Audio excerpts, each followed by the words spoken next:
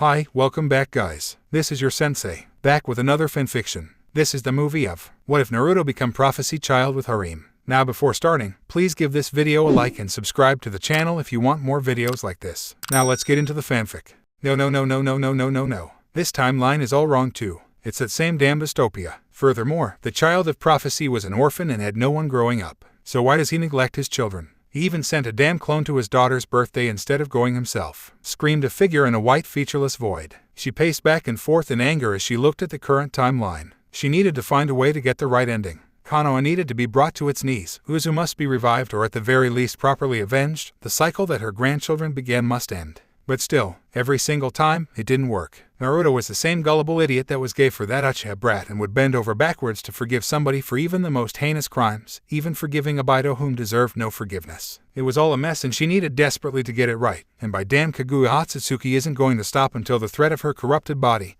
and the cycle or reincarnation is put to rest. She couldn't directly interfere in the material world, at least not for long periods of time before she was forced to retreat back to Limbo. She needed to add something new to the timeline. Something that could show Naruto that the world wasn't the kind of forgive and forget that he made it put to be. Then, all at once an idea filled her head, as though a light bulb had clicked on and was beginning to shine. This time, the timeline may yet work. She just needed to collect the right people. Elsewhere, MMMF, coming to the material world is so taxing on me, muttered the rabbit goddess. Fortunately she had spread herself along this timeline so that she may be quick on collecting the kind of people she needs, killers. All across this period of time she was standing over or near several persons of interest. Her copies all smiled and spoke in apparent unison towards the deceased they wished to collect. Shiel, Violet, Chelsea Amaterasu Mine Lubbock, Leon Esdeath, Legenda Akem, I have something special in mind for you. With a snap of her fingers, she immediately harvested their spalls. They would prove useful in their next lives. In Konoha, some weeks after the Kyuubi attack. There, the timeline is reset. Now to give these new children to some good homes. With a snap of her fingers she distributed the children across Konoha. Except Negenda and Esdeath, she had something special planned for them.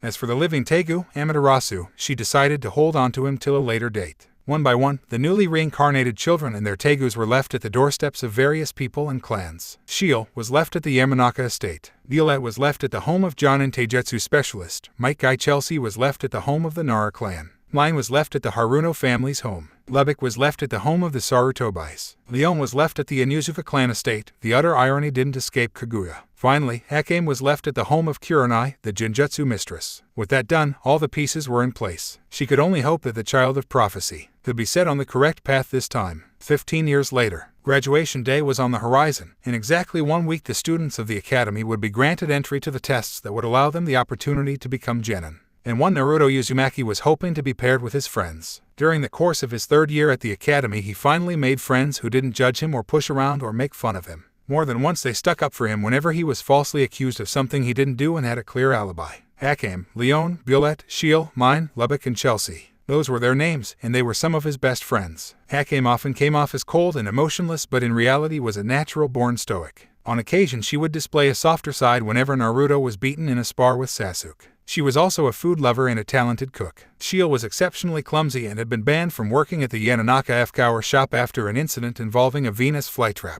and this new hormone-enriched plant food that was quickly deemed unstable. This didn't stop Shiel from doing her best in her studies and prove she can be a good Kunoichi. Both Naruto and Shiel often cheered each other on at times as well. Violet was, in short, the kind of guy who swung for the other team and doesn't deny it. He trains hard and has an unbeaten win streak in class spars. The only reason Sasuke has an unbeaten streak is because he and Violet are never paired together in a match. Violet insisted that Naruto refer to him as Aniki or handsome, to which the blonde called him by Aniki. Violet occasionally helped Naruto train every now and again in Taijutsu. But rumors circulated that Violet's adoptive father is a bigger oddball than Violet in his pompadour hairstyle. Leon could best be described as a wild child. She was a bit of an outcast in the Inuzuka clan due to her primarily associating with felines. But that didn't stop her from learning the Inuzuka's taijutsu techniques. She often flirted with and teased Naruto, often trying to rub his whisker marks. She sometimes made promises to let him grope her quickly developing boobs in exchange for letting her touch said whisker marks. He hadn't taken up on her offer yet, but at times he seriously considered it. He wanted to wait till after graduation before exploring in his interest of the fairer sex. And it was quite often the two would engage in either prank wars or would give the academy teachers hell. Out of all his friends, Naruto interacted with Lubbock the least.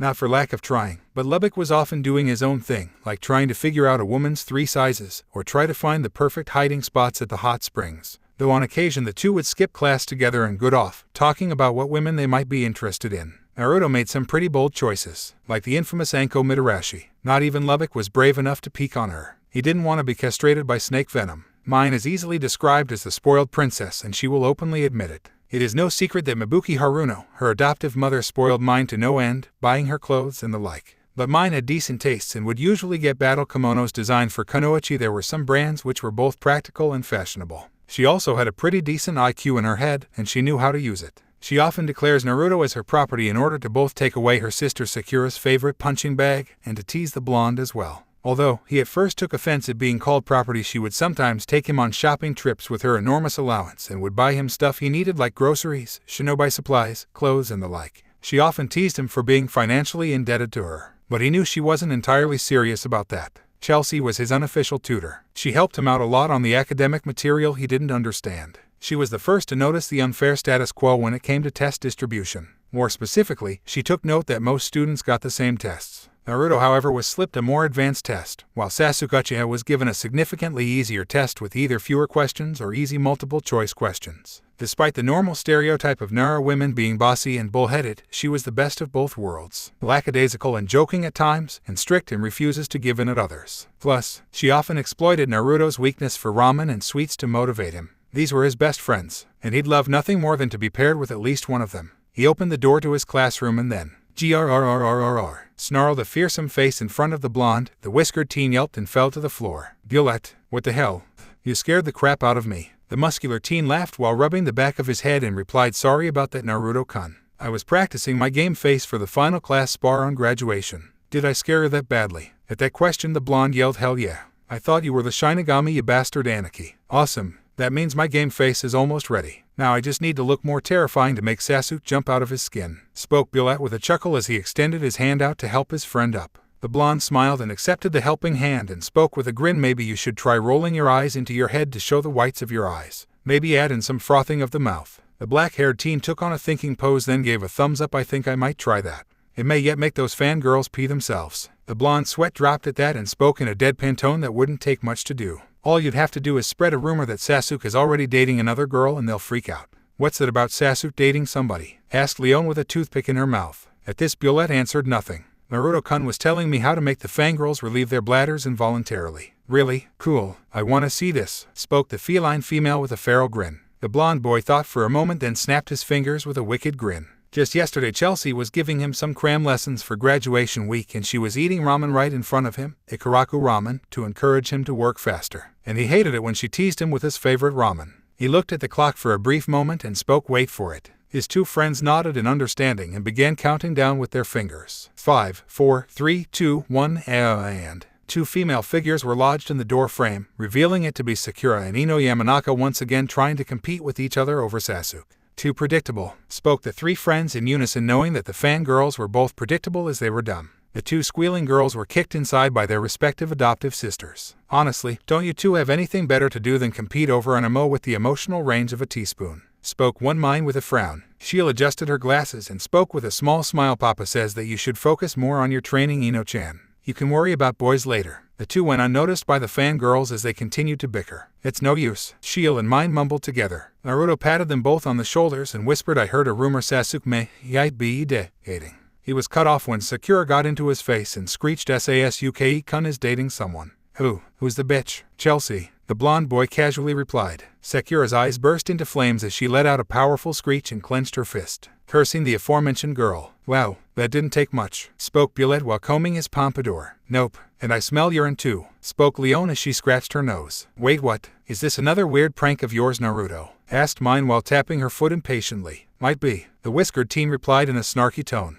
The pink-haired girl pinched his cheek and spoke with a small tick mark. Property shouldn't talk back to their owners. As punishment, you're taking me out shopping tomorrow. The blonde rolled his eyes and spoke calmly, you want me to buy you lunch? She pinched his cheek harder and spoke with a mischievous grin, oh no. You're not gonna sweet-talk me into a date. In fact, we're going to the Golden Leaf and have a nice and juicy steak luncheon. The blonde chuckled. The Golden Leaf was one of the most popular and expensive restaurants in Konoha. Some people have to make reservations months in advance just to get a table. Not mine. She was a regular there since she is labeled as a VIP for being the daughter of Kizashi Haruno, one of the civilian council representatives, which was a tad ironic since he was a shinobi back in the day. You spoil me, Mineheim. He spoke with a small smile. The pink-haired girl huffed and replied, "Good boy. Don't say your owner doesn't give you anything nice." From behind the two, Bullet, Leon and Shield were giving their whiskered friend several thumbs-ups. "Naruto, carry your owner to her seat," spoke Mine with a shark-like grin. "Can't. Gotta take a leak." Aniki, the blonde, spoke while retreating to the nearest restroom. The muscular man saluted his brother and picked up the pink-haired girl. "Damn you, Naruto. You're supposed to carry me. I hate you. I won't forgive you for ignoring me," whined Mine in an animated fashion. "Spoiled brat and tsundere," commented Leon with a small smile, to which Shield nodded in amusement. "Leave me alone, damn it," yelled the voice of Chelsea as she shoved her way past an angry mob of fangirls, her clothes and hair extremely messy and disheveled, a look of anger on her face. "Where is that damn Naruto? I'll make him pay for starting that false rumor," she yelled while stomping her foot. "Don't know where he is," spoke the blonde Catwoman with a grin, to which the brown-haired girl snarled angrily and stomped over towards her seat. That whiskered brat was gonna pay, one way or another. Haruka Yumino and his assistant Mizuki entered. Before they could begin roll call, Naruto and Lubbock appeared, the former flashing a victory sign at Chelsea, making her shake in anger and make a motion of throat-slitting at the blonde. He flipped her the bird with a big grin and sat between Mine and Bullet. The pink-haired girl puffed out her cheeks and turned her gaze away from the blonde with a huff. "You have a way with the ladies, bro," whispered Bullet with a thumbs up. Naruto chuckled and replied quietly, "Guess I have that effect." One by one, the teachers called out the names of students whom announced their presence. Once roll call was done, Haruka began making an announcement. Recently, an unmarked proposal was left on the Hokage's desk for a new team dynamic. A guild, it is called. Basically, it shall be a group of shinobi or kunoichi specially trained together and shall perform various missions together or provide backup to teams in need of assistance. Since this is a new and untested team dynamic, Sandame-sama has declared that a week-long competition shall be held in the final week of the academy starting today. Your goal is to divide into your own guilds and defeat your rivals. Last team standing at the end of the week wins. If, at the end of the week, there are any additional guilds surviving, then the guild with the most victories wins. A guild is declared defeated when all members are incapacitated, and there are no second chances. Finally, the members of the winning guild shall automatically become genin and shall be assigned to their Jonin sensei. That is all, and I wish you luck. You have until the bell rings to decide on your guild members. Also, the maximum number of guild members you may have is 8. Any leftovers who were not picked automatically fail. One more thing, I apologize for not mentioning this sooner, but all losing guilds shall have to take the standard genin test. Finally, and this is important, each guild must have a designated leader. If the leader of a guild is defeated, then it automatically counts as the guild's loss without needing to incapacitate the other members. As the scarred Chunin finished his explanation of the rules, Naruto saw this as a chance. If he forms a guild and wins, then he wouldn't have to take that thrice-damned test, which required that fucking clone jutsu that was the one obstacle he couldn't overcome. It was perfect, and he already decided on whom he wanted as his guild members. "Hey, Violet, mind, wanna form a guild with me?" The blonde boy spoke with a grin. The muscular teen combed his pompadour and answered with a grin, "It'd be my pleasure, bro. We should invite the rest of our friends too." At this, Mine huffed while crossing her arms under her small chest. "Fufufu. Not a bad idea. Since you're my property, I guess I need to make sure you pass this stupid contest so you aren't held back again." "Oh, you do care, Mineheim?" The whiskered teen teased the pink-haired girl. She glared at him and pinched his cheek and spoke with a sickly sweet smile. "Don't backtalk me, you damn brat. You should just stay at your owner's side like a good puppy." "No problem. You'd be lonely without me since you have to live with a shinobi-hating dad and a psycho fangirl sister." He spoke while tapping his fingers against the desk. Mine slowly turned away, averting her gaze from the blonde, and thought he sees through me. "Soon your talk?" asked Bullet in a whisper, making the whiskered teen nod in affirmative. "Well, let's go ask the others," spoke Naruto, making his two friends nod. One by one, they asked their friends Leon, Lubbock, Shield, Akame, and Chelsea, to which they all agreed to form a guild together. So with Naruto, Bullet, Chelsea, Leon, Lubbock, Mine, Akame, and Shield, they formed the full guild member limit. Now they needed to elect a leader. "So, who's gonna be the leader?" asked Akame while holding up an armband which was handed out by the teachers. The elected leaders of each guild were supposed to wear them so that they may be easier to identify. "I say that Naruto-kun should be the boss," spoke Leon with a large grin. The other members of the group glanced at each other, then all voiced their unanimous agreement. The Uzumaki sat stunned as he asked them, "Why me? Why not someone with more fighting experience like Bullet or Leon or Akame?" "Because you keep us all together whenever we have our disagreements. You deserve this," spoke Shield with a smile while adjusting her glasses. "I don't feel like I earned or deserved this," grumbled the Uzumaki. They all laughed at him and spoke in unison, "Deal with it." And so Akame slipped the armband on him. Then they began to observe the other formed guilds. Seemed like Sasuke was attempting to get the best fighters in the class so he could win. The fangirls formed their own, completely ignoring the point to this special assignment. Hinata, Kiba, Shino, Shikamaru, Fuji, and Ino were all in the same group together. Not a bad mix actually. For now, Naruto and his group decided to start with the weakest groups and work their way up. In limbo, the rabbit goddess sat in the void, observing the happenings of this fresh timeline. So far things seemed to be going well. This Naruto wasn't wasting his time with thoughtless pranks like painting the Hokage monument. Though if she were truthful, she liked seeing the Senju brothers' faces painted on, though she would have written something much more insulting. I see your time in limbo has cultivated a sense of humor in you, spoke a deep masculine voice behind her. She turned and was met with the form of her son Hagoromo. True, this place can be boring. I must take amusement where I can find it. Mother, what you're doing is insane. You can't keep resetting everything like on. What were those things called? He asked at the end, searching for the word. Movies. The word you're looking for is movies, and I most assuredly will continue until I fix everything. Mother, please, there's nothing to fix. You must. He was interrupted by her jabbing a finger in his face. She turned to face him and spoke angrily. Who was it that gave humanity chakra? That was you. Who was it that chose favorites and began a cycle of endless conflict between the Senju and Uchiha? That was you. With each generation the world goes deeper into chaos, and that child of prophecy is our only hope to end this. Hagoromo, I am sorry I wasn't a good mother to you and your brother, but the corruption festering inside me fed off my emotions, and acting brashly could have destroyed us all. If I could have, I would have ended my own existence and stopped all of this. But you convinced me to stay. Stay the course, mother. Tomorrow will be all the brighter. Ever the optimist. Or is that enthusiasm translated into stupidity? She angrily scolded him. The Rikido Sennin lowered his head in shame and replied, you aren't wrong. I made awful mistakes. I tried to show people the ways of Ninshu, but they spat on my teachings and perverted the power over chakra as a weapon of war that lived within their own bodies. All I can do is allow the next generation to fix these age-old mistakes. She frowned deeply and spoke, I agree that the next generation can fix this. With the proper guidance. They need direction. I won't have them fumbling around in the dark without knowing what they're even doing. They need some modicum of help. Fortunately, Naruto-san's first trial is already lined up and waiting. Trial? What are you up to now? Asked the Sennin. His mother chuckled deeply and replied with a smile, simple. Naruto-kun kept on being tossed out amongst the wolves without any experience or knowledge of combat beyond what came natural to him. No skills beyond what he was taught. No goals beyond what others asked of him. No hopes beyond the backward self-righteousness that I find vomit-worthy. This time, I'll keep Naruto-kun on his toes. He'll be prepared this time. I'll make sure of it personally. Falling, and falling. Leon felt she was falling out into empty space. Pain throbbing in her abdomen, she looked up at the sky. The world fading to black. A promise unable to be kept. What was the promise? Why was she in so much pain?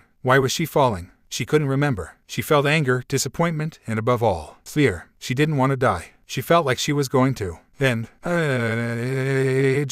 screamed Leon as she snapped awake from one of her cat naps. She flailed about on the ground, screaming hysterically. Where was she? What happened? Her eyes were still bleary from sleep and she couldn't focus in her panic. Then she saw the blurred figures of people. Someone yelled, hold her down. She screamed in terror and struggled violently from the grip of her captors, fighting for life and limb. She heard someone yell, Leon. Snap out of it. Then a loud slap crossed her cheek, the stinging pain of a handprint forcing her back into focus. She babbled for a few moments and latched onto the first thing she recognized. Naruto Uzumaki. She gripped his shirt tightly and pressed her body to his, like a kitten seeking protection. She shivered and shook, her hair seemingly standing on end. She felt an alien hand touch her shoulder and immediately swiped at it and screeched, don't touch me. A loud yelp sounded from the one who touched her and Leon gripped onto her fellow blonde harder. Leon, it's okay. You're fine. You're among friends, spoke the whiskered boy. Friends, yes. She now knew where she was. She remembered falling asleep during school lunch hour, and then she had that horrible dream. She hyperventilated for a few more moments before her breathing finally slowed.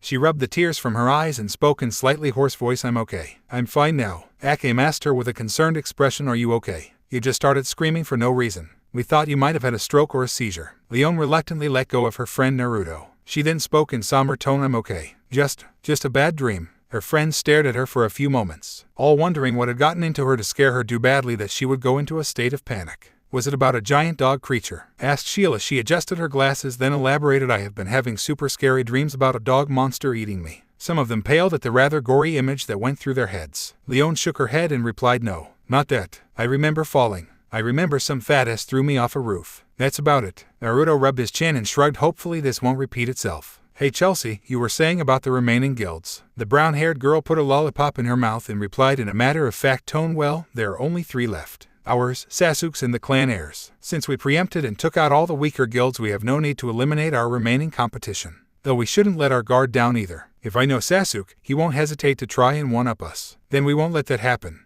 Anyway, anyone want to go to the Golden Leaf? Meal's on me, spoke Mine with a grin while poking the Uzumaki in the ribs. He chuckled and rubbed the feline woman's shoulder. Come on, Leon. I think a nice meal will cheer you up. He spoke with a comforting smile. She nodded eagerly and marched off to the famed restaurant together, seemingly choosing to skip school of their own accord, piss off Haruka, and simply spend time as friends. This wasn't an uncommon occurrence since they occasionally skipped school together, knowing they can easily catch up since Haruka's class was both repetitive and boring. When they approached the famed restaurant, one of the greeters immediately recognized Mine and allowed her inside. Suddenly that same greeter cut off the rest of the group and spoke sorry. But this place isn't for rabble and common folk. The nasal-like tone of voice obviously showed a sense of superiority and discrimination. Oh Meinheim, I think this guy doesn't know who we are, spoke Naruto with a large grin. The pink-haired girl puffed her cheeks then kicked the greeter on the kneecap making him fall to the floor and yowl in pain. Do you know who I am? Asked the adopted Haruno with a glare. The man on the floor looked up to her with a puzzled expression and answered her Mine Haruno-sama. She gave a rather cheeky grin and planted her foot dangerously close to his crotch. That's right. I am a loyal and frequent patron of this establishment. However, you have just denied entrance to my little entourage. I find that insulting. You called them rabble and common folk, yes. Does that mean you believe I waste my time with such people? Wrong. You have insulted me and my friends. Just for that I shall tell Daddy and Mommy what a horrible restaurant the Golden Leaf is. The complaints of my daddy, who is a civilian council member, could seriously tarnish this place. You might even be fired for this slight against me. The employee of the Golden Leaf paled in horror at this and begged her, please Mine-sama. Anything but that. I'm sorry. It won't happen again. See that it doesn't. Or next time I will crush your pathetic balls and have your life financially ruined, forcing you to live in a cardboard box in a decrepit roach-infested alley. Is that clear? She asked while applying pressure to his balls with her foot. He nodded in understanding, groaning in pain and allowing the others to enter. Done and done. Naruto, I demand a foot massage for my generous assistance, spoke Mine with a triumphant grin. The blonde looked towards the rest of his friends and mouthed worth it. They chuckled at their friend though for some reason. Leon felt a spark of jealousy. They eventually found their usual table and sat down. A waitress quickly took their orders after hearing the incident at the front door and left without a word. They all made small talk and shared a few jokes. Suddenly Chelsea spoke up, don't look now. But we have company. She pointed at the approaching figure which was revealed to be Sasuke-uchiha. Their number one annoyance. The hell does piss for brains want? Asked Lubbock with a frown. Don't worry. If he causes trouble, I'll give it to him, spoke Bullet while flexing his muscles to further his point. Is it just me? Or is there something missing from this picture? Sheila asked while adjusting her glasses. Akame's crimson eyes surveyed the situation, then she replied he isn't accompanied by his guild members. How careless. The Uchiha approached them with his trademark scowl and spoke in his usual tone of disrespect and superiority.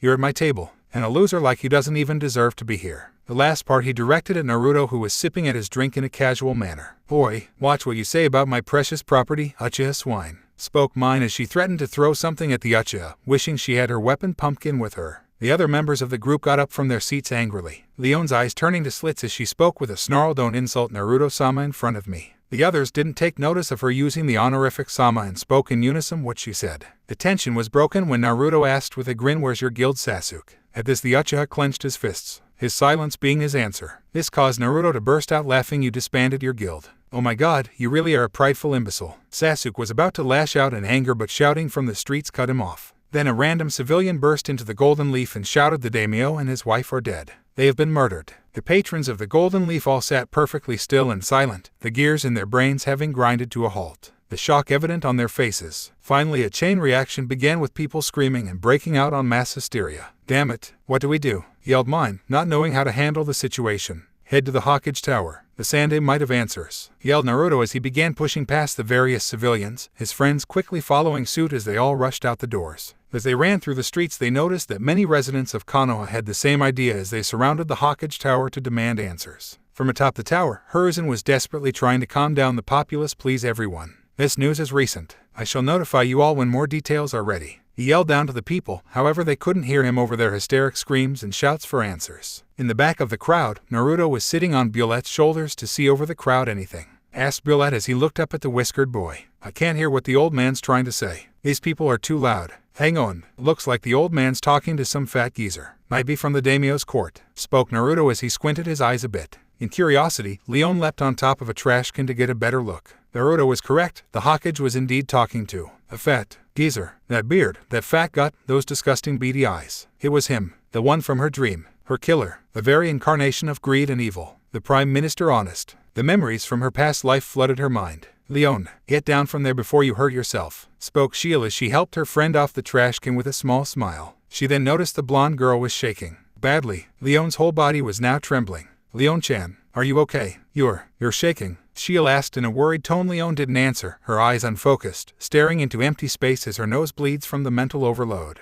Naruto-kun, I think something's wrong with Leon. She's shaking and her nose is bleeding. yelled the purple-haired girl in fright. Say what? Anarchy, let me down, yelled Naruto, causing his friend to lift him off his shoulders and place the whiskered teen back down on the ground. The Jinchuriki approached his fellow blonde and put a hand on her shoulder and asked her, Leon, what's wrong? Say something. Thick tears fell from Leon's golden eyes, a gross mixture of snot and blood falling from her nose. Then, without warning, she collapsed to her knees and let out a loud wailing. Her cries were so loud that her friends were forced to cover their ears. Out of all the cries in Konoha, Leon's rang the loudest. From the Hokage Monument, to the gates of Konoha, to the Forest of Death, Leon's screams could be heard throughout Konoha. She screamed and screamed until her voice was spent, then she began to vomit all over the ground, her puke splashing against the dirt, making her friends reel back in both surprise and disgust. Finally, after she finished, she passed out. She slowly tilted forward, about to land face first into the former contents of her stomach, but both Naruto and Lubbock caught her by her arms. Damn it, she passed out. What do we do now? Asked Lubbock in a panic. Soon the guild themselves devolved into chaos and panic like the civilians, all mindlessly chattering and falling apart. Even the normally stoic Akame was freaking out. Naruto repeatedly tried to gain their attention and restore order, but they couldn't hear him over their panic jabbering. Naruto himself felt hopeless, a lone tear escaping his eye as he cradled Leon's unconscious body close to him. He had no idea what happened to her, but she was his friend and he would help her no matter what. His resolve now reaffirmed, he shouted as loud as he could, everyone, shut up. At last his friends quieted down, allowing him to speak. You're all losing it just like these civilians. Get a damn grip already. Leon needs our help and freaking out isn't helping her. I know we're confused as hell and a little scared cause we don't know what's happening. But we can't fall apart like this. We need to organize and handle this strategically. Lubbock, head back to the Sarutobi estate and get your Tegu, then gather everyone else's Tegus. Dillet, go and find our friends, get Anko-chan, get Kurenai, get Nico-san, get your dad Guy-san, get anybody. Mine, go home and get your Tegu, Pumpkin. Also ask your parents if they know anything about what's going on. The rest of you will help me take Leon to the Inuzuka compound. Got it. They all gave a shout of confirmation and ran off to do their assigned tasks. Naruto carried his fellow blonde in a bridal carry as he, Akame, Chelsea, and Shield sped towards the Inuzuka compound. Naruto-san, wouldn't it be more prudent to take Leon to the hospital? Asked Akame as she glanced at her unconscious friend. Normally yes, but with all this chaos and crazed civilians, it might be too dangerous to take her to the hospital. If things don't get under control, we might be looking at village-wide riots. Now keep running, the whiskered teen yelled out as he charged down the streets, his friends close behind as they sped away, leaving a dust cloud in their wake. Minutes later they found themselves at the Inuzuka's estate. Leon had awoken, but she was now completely catatonic. She did not say a single word, her eyes were unfocused and seemed like a deep dull void, her face a blank canvas showing no signs of emotion. Naruto was beating on the door hoping someone would answer. Damn it, open up already or I'll kick the door down, the whiskered teen yelled out. Finally the door was opened by their classmate Kiba. What the hell, Naruto, what are you? Leon, what's wrong with her? Asked Kiba as he noticed the adopted clan member. Wasn't herself. No idea. Now let us in already. It's a nightmare out there, yelled Naruto impatiently. The dog boy nodded and ushered them inside. Naruto carried Leon over to the couch and set her down. She hugged her knees to her chest but then became perfectly still and statue-like. The whiskered boy sighed and spoke. Chelsea, find a blanket for Leon, something soft and fuzzy. Akame, warm up some milk for her. Warm milk usually calms Leon down.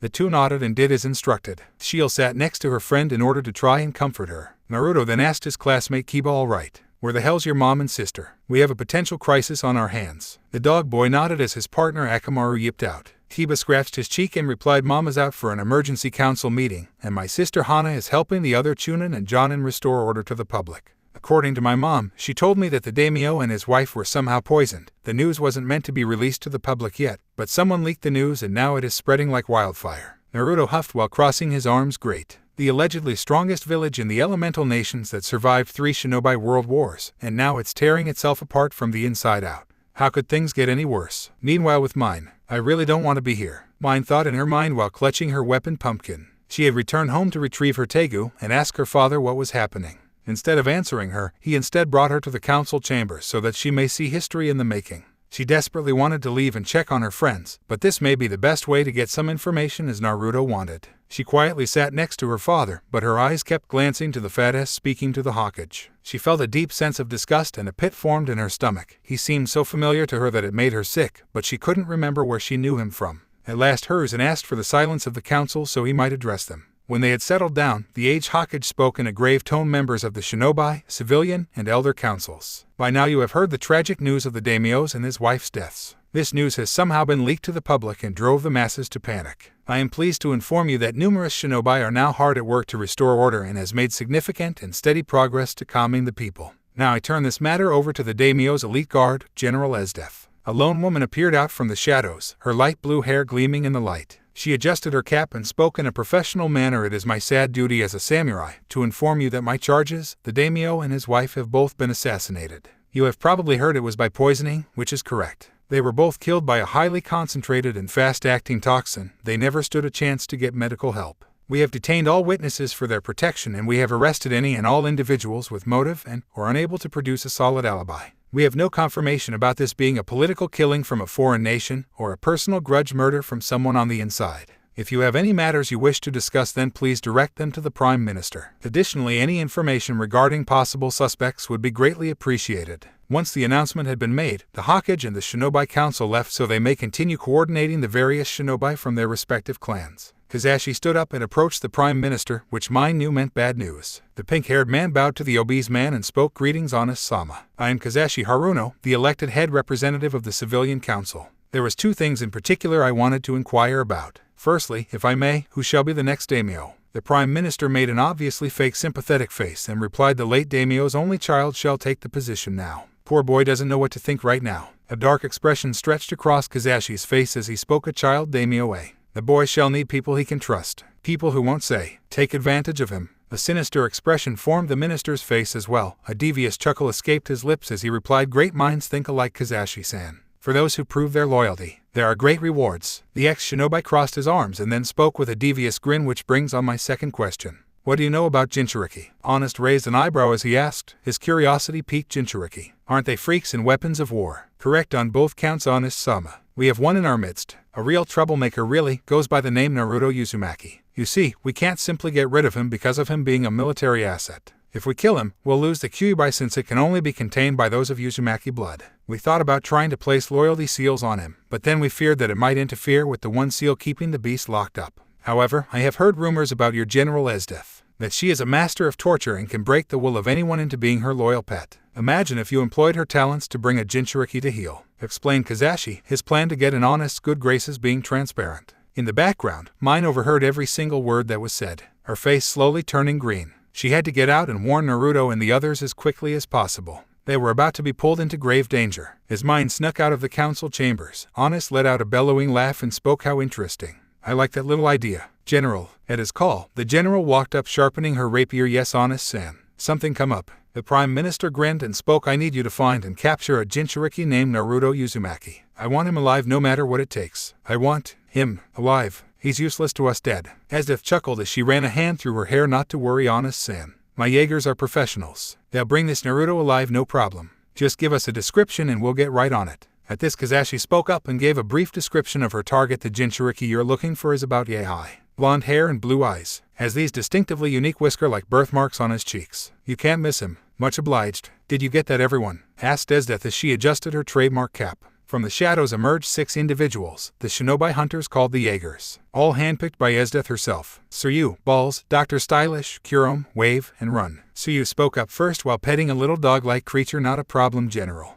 We'll find this guy in no time." The blue-haired woman adjusted her cap again and spoke with a slight hint of malice. "Good. Remember, he's to be brought alive. If he comes back missing any pieces or dead, then it's your asses. If he puts up a fight, then it's okay to slap him around a bit." "Got it." They all saluted her and nodded in confirmation. She smiled, then jabbed a thumb behind her to point at the door and spoke, "You might want to start with following that girl. I think she'll take you right where you need to go." Back at the Inuzuka compound, "Please, Leon, at least a little. You need to eat," spoke Chelsea while holding a plate of food out for Leon. The blonde girl merely stared ahead into empty space, holding the blanket wrapped around her all the tighter. Naruto entered the room and asked any luck with Leon. He sat down on an adjacent couch and looked worriedly at his feline friend. "Nothing. She won't even talk to us. I have tried everything. I've tried warm milk mixed with honey. I have tried offering her favorite snacks, but she won't take anything." "Naruto-kun, I don't think Leon is home right now," explained a saddened Chelsea as she rubbed the building moisture in her eyes. The whiskered teen looked at his friend in a somber tone. He stood up and walked over to her. He reached out, and when his fingers barely brushed against the golden-eyed girl's shoulder, her hand snapped upwards and grabbed Naruto by the throat and squeezed tightly, cutting off some of his air supply. Shield's hands covered her mouth in horror. Akame stood up and was prepared to rip Leon's hand away from Naruto's throat. "Leon, let go. It's Naruto. He's your friend."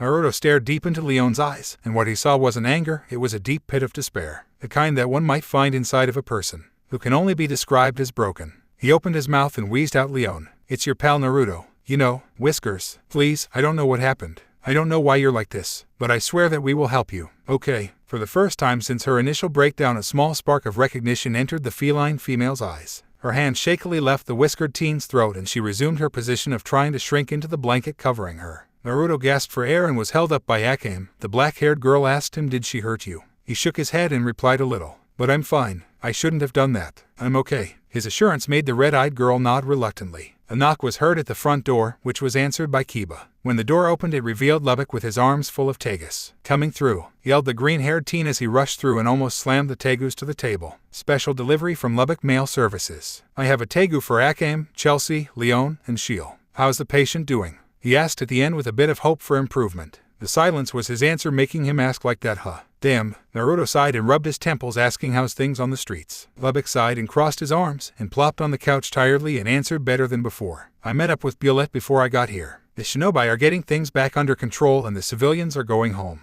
Good thing too, some people were threatening violence. Violette won't make it for a while since our shinobi friends are being debriefed. Word is that the Hokage might declare a total lockdown of Konoha till the assassination plot on the daimyos is considered internal or a foreign plan. Sorry guys, I don't have much more than that. Don't worry about it. You did your job," spoke Shiel with a small smile, to which the others, excluding Leon, nodded. The Jinchuriki shook his leg. An itching feeling was crawling up his spine and he couldn't seem to shake it. He felt a sense of danger. "Lubbock, Chelsea, why don't you two step out and form a perimeter around the compound? I think trouble's on the way." The two addressed members glanced at each other and shrugged, with Chelsea speaking calmly, "Wouldn't hurt to be practical." "Let's go, Lubbock." The green-haired boy sighed but nodded and followed suit outside so he can use his tegu to make a perimeter with his threads. Akame and Shiel each picked up their tegus in preparation as well. "Akame, come with me for a bit. I want to make sure no one might be hiding in the compound. Shiel, you stay with Leon." With a nod, the red-eyed girl followed him outside to investigate the interior of the compound. Thunder rumbled outside as the rain came down quite heavily. They shut the door behind them, leaving Shiel, Leon, Kiba, and his partner alone.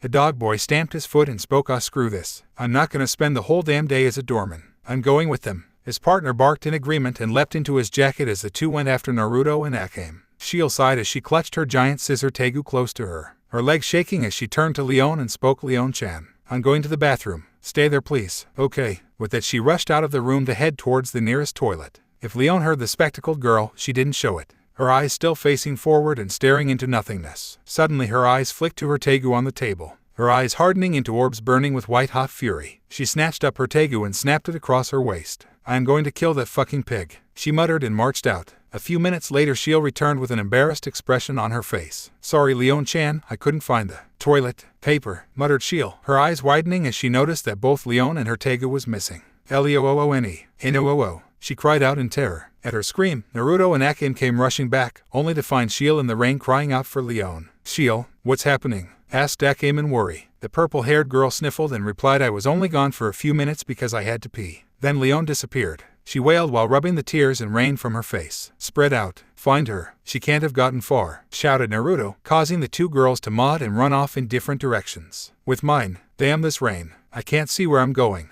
yelled Mine as she rushed through the woods, wishing she had stayed on the road to make a straight shot to the Inuzuka compound. However, she felt eyes on her and decided to cut through the woods to lose them. She stopped for a few moments to catch her breath. She leaned against her tegu for some support. "I have to warn everyone. I have to warn Naruto. He might be an idiot that can't do stuff without our help. But he's my idiot." She spoke to herself and was about to continue on. Then the bushes rustled. She prepared pumpkin in case of attack, but instead a small dog came out.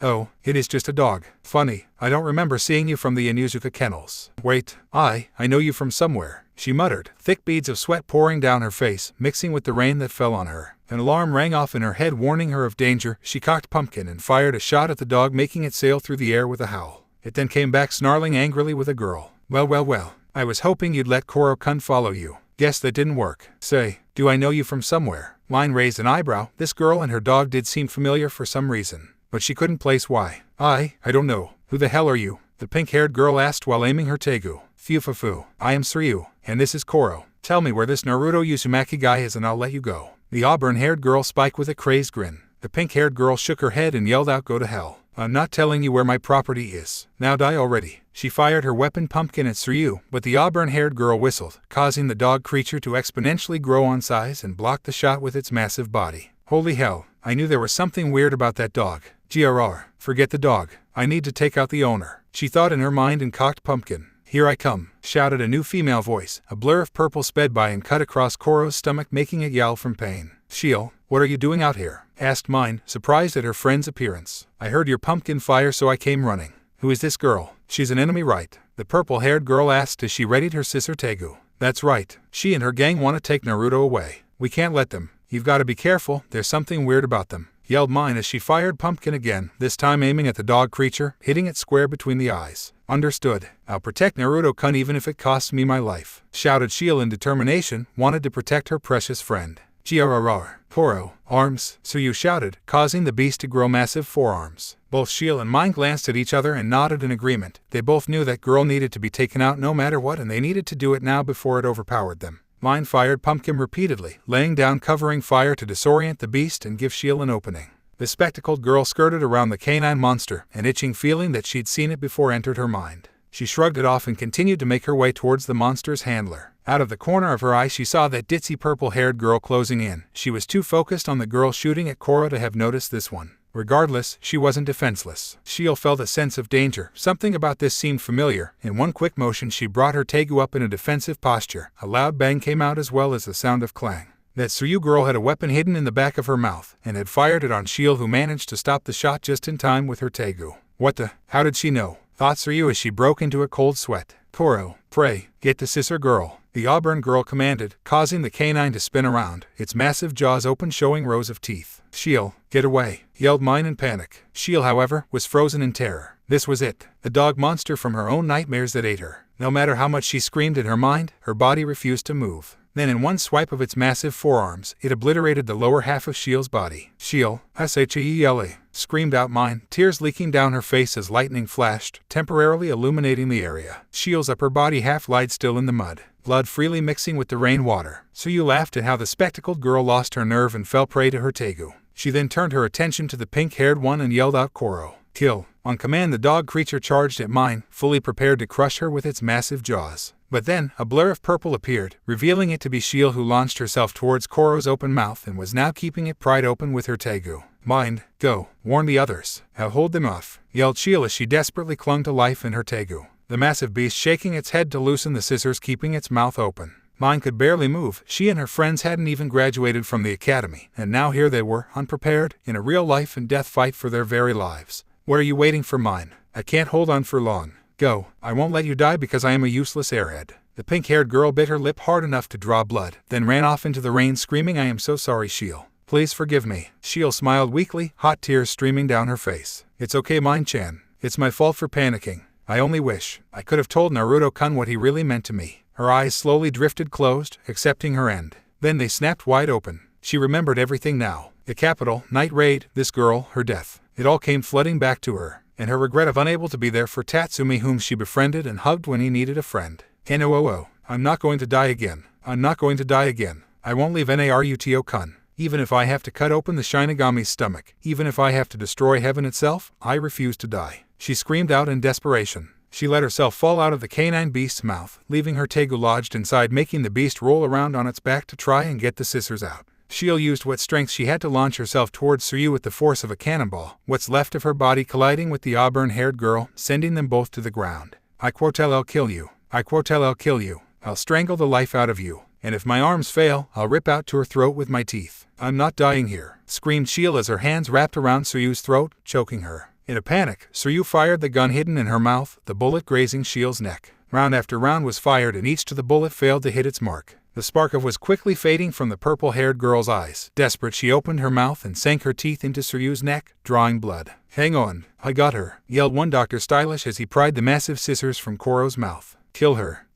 fucking kill her, damn it, screamed Tsuryu in terror. The doctor then drove the scissors into Shiel's back, aiming for her heart. The pain caused her to bite harder, but not enough to kill her target. Shiel then became limp, her body unable to continue functioning. Tsuryu threw the deceased girl off and put a hand over the bleeding bite mark. That hurts. That chick was a goddamn psycho. She tried to bite out my throat, she screamed, causing more blood to spill out between her fingers. Sighing, the doctor proceeded to patch up her bleeding neck and commented, since being a member of the General's Jagers, I have seen many of our enemies' deaths from a 2S ranked shinobi, but none of them showed the same kind of tenacity as this girl. barely clinging to life, no chance of survival at all, and yet still she fought on, desperate to live on. What a stylish end. The girl growled out, yeah, whatever you quack, doctor. Who the hell is she anyway? She didn't have a headband. The doctor finished his work and replied, indeed. She might be an academy student, I think. You're kidding, right? We've faced down mercenaries, missing nins from all over the elemental nations, and a fucking academy student nearly killed me. She asked quite bitterly. Indeed,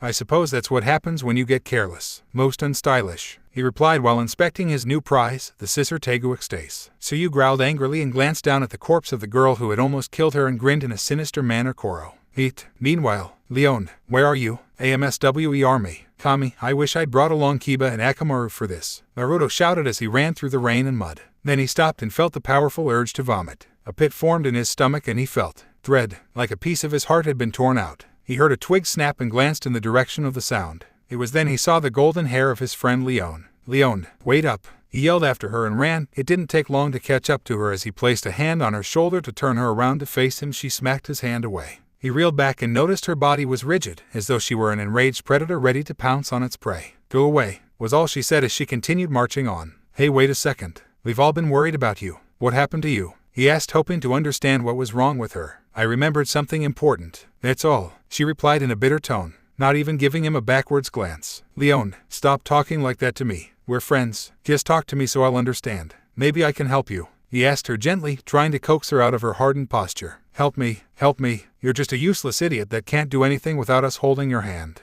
I don't want you following me around like a puppy. Get lost already. This life I have lived is nothing but a lie. There is no meaning to it other than revenge. You were never even my friend. Just a phantom that pretended to be my friend. She screamed out. When she turned, her eyes were bloodshot and red. Even in the rain, tear marks could be seen running down her face. Naruto didn't fully understand what she was talking about, but what she said about him really hurt his feelings. It felt like a stab in the heart for him as moisture built in his eyes. Excuse me, spoke a voice behind them. They turned and saw it was a large muscular man wearing a strange mask. He waved at them and asked, sorry to interrupt this moment, but are you Naruto Uzumaki? If you are, then I need to capture you. Nothing personal. Naruto's sweat dropped at the man's strangely polite manner of speech despite his intimidating stature.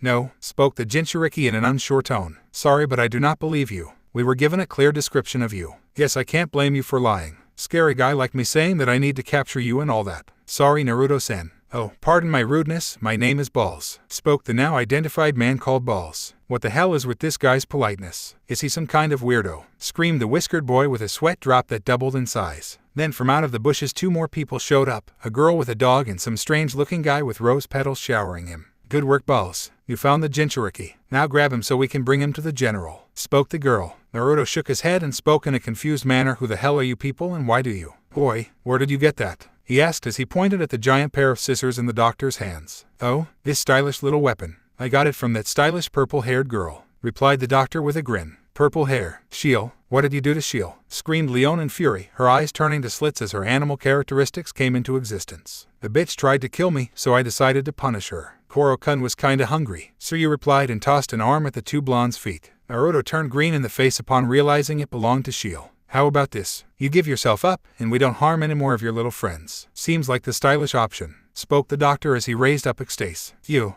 assholes. I'll never forgive you, screamed Leon as she charged at the 3. With a whistle from Tsuyu, the canine grew in size and knocked aside Leon. Balls prepared his weapon and unleashed a torrent of flames. Even in the rain and with the trees being wet, they caught a flame, forcing Leon to retreat back. How unstylish. You cannot defeat all 3 of us on your own like this, spoke the doctor. Fuck you. I won't ever forgive you, screamed Leon in rage, hot tears falling down her face. It was happening all over again. Her friends and comrades dying. Shiel was the first to go, and now it has happened again. The Prime Minister needed to die. She had to kill him, no matter the cost. Naruto growled, his eyes flashing red for a moment, and then he ran headlong towards the doctor holding Shiel's Tegu. Balls spoke to his comrade Dr. Stylish, Tsuyu. Please keep in mind not to hurt the boy too much. We were told to bring him alive. The doctor smiled and adjusted his glasses. Understood. It wouldn't be at all stylish to disobey the general's orders. He spoke as he shoved the boy away with the flat side of Extace. As the blonde rolled back from the blow, he was grabbed by the collar from Leon. Stay out of this, damn it. Did I end your fight? None of this is your fight, you dumbass, yelled the feline as she shoved her fellow blonde away. Naruto growled as he got up from being knocked around and screamed out, screw you. Shiel was my friend too. I can't just sit around and let these assholes get away with it. Leon was about to yell at him again, but then a loud crash of thunder drowned out her voice. Then a bleeding hole in her abdomen appeared. Tsuyu grinned as she fired more rounds into Leon. The blonde girl coughed blood as she sustained more wounds. She slowly turned towards her foes, but was SDSB through the chest by the scissor blades by Stylish. Heh. I hope you make a stylish exit like your friend, Feline-san, spoke the doctor as he kicked the blonde girl away. Leon, Naruto yelled out as he picked up the blonde girl from the mud, gently cradling her. He knew that her Tegu's regenerative properties were unable to keep up with the damage she sustained. The blonde cat girl coughed blood and muttered, "Damn it. This is what I get for being careless. Naruto, I just want you to know. I'm sorry about what I said before. I didn't mean it. I was just so angry. I was so angry that I couldn't keep it together. And I lashed out at you. I'm so sorry." Naruto sniffled as he held her close. Don't worry about it. You're gonna be fine, Leon. I forgive you, okay? Just please don't go. Don't leave. She smiled and whispered with tears leaking down her face, "I can't stay. I'm sorry, Naruto-sama. I really am. I wish I could have done more for you. I wish I could have told you how I felt." He choked back tears as he asked, "Felt? Leon, you." She put a finger to his lips. I said, "Ch. Don't worry about it. It's too late for that. I shouldn't have mentioned it. There's just one thing I want to ask." She whispered gently to him, the light slowly leaving her eyes. "Anything. Ask me anything." He whispered to her, his shoulders shaking as he cried. "I never got to touch your whisker marks," she wheezed out. Go ahead. Do as you like," he whispered to her. Thunder crashed in the sky as she slowly traced her fingers along his whisker marks. "So soft. How cute," she breathed out, and then her hand fell limp into the mud. The last bit of her life used up. Naruto cradled her, pulling her head into his chest. He wailed out in despair at the loss of another friend, his psyche now starting to fall apart. His cries filled the entirety of the woods, the harsh rain coming down all the harder and the thunder rumbled ever louder.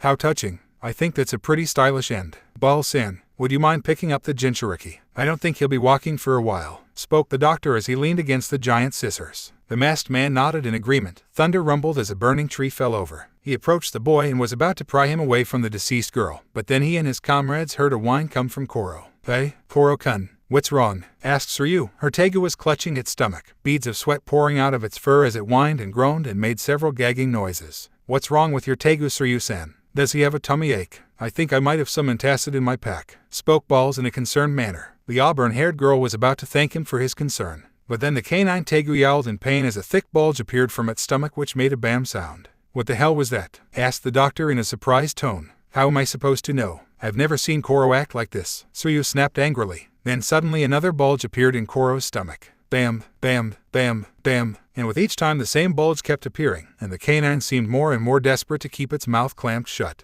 Its beady eyes threatened to pop out of its head as it strained more and more to keep from puking. Finally another bulge appeared and Koro puked up the contents of its stomach onto the ground, making the three Jagers groan in disgust. What appeared from Koro's stomach was the remains of Shield, chewed up and partially digested, as evident by the acid burns. "Oh, that's gross. What's wrong, Koro? She not agree with your tummy?" asked the auburn-haired girl as she patted Koro's back as it returned to its chibai form. "Never forgive, never forget," spoke a quiet feminine voice behind them. They slowly turned and saw that the remains of Shield was moving, her hand gripping a clump of mud as she dragged herself along the ground. A look of horror filled Suryu's face as she whispered quietly that's not possible. It's not possible. You were dead. You were dead," she screamed at the end, pointing at the remains of the spectacled girl. Shield continued whispering the same line over. Her head slowly lifted off the ground, her hair shadowing her face. Lightning flashed across the sky, illuminating Shield's face. Her eyes were nothing but pitch black and empty voids. The whites of her eyes and irises were all gone. Nothing but black filled her eyes. She lunged forward at an alarming speed, clotheslining the doctor with her remaining arm and snatching away the Tegu in his hands. She landed back into the mud, sliding along with her Tegu.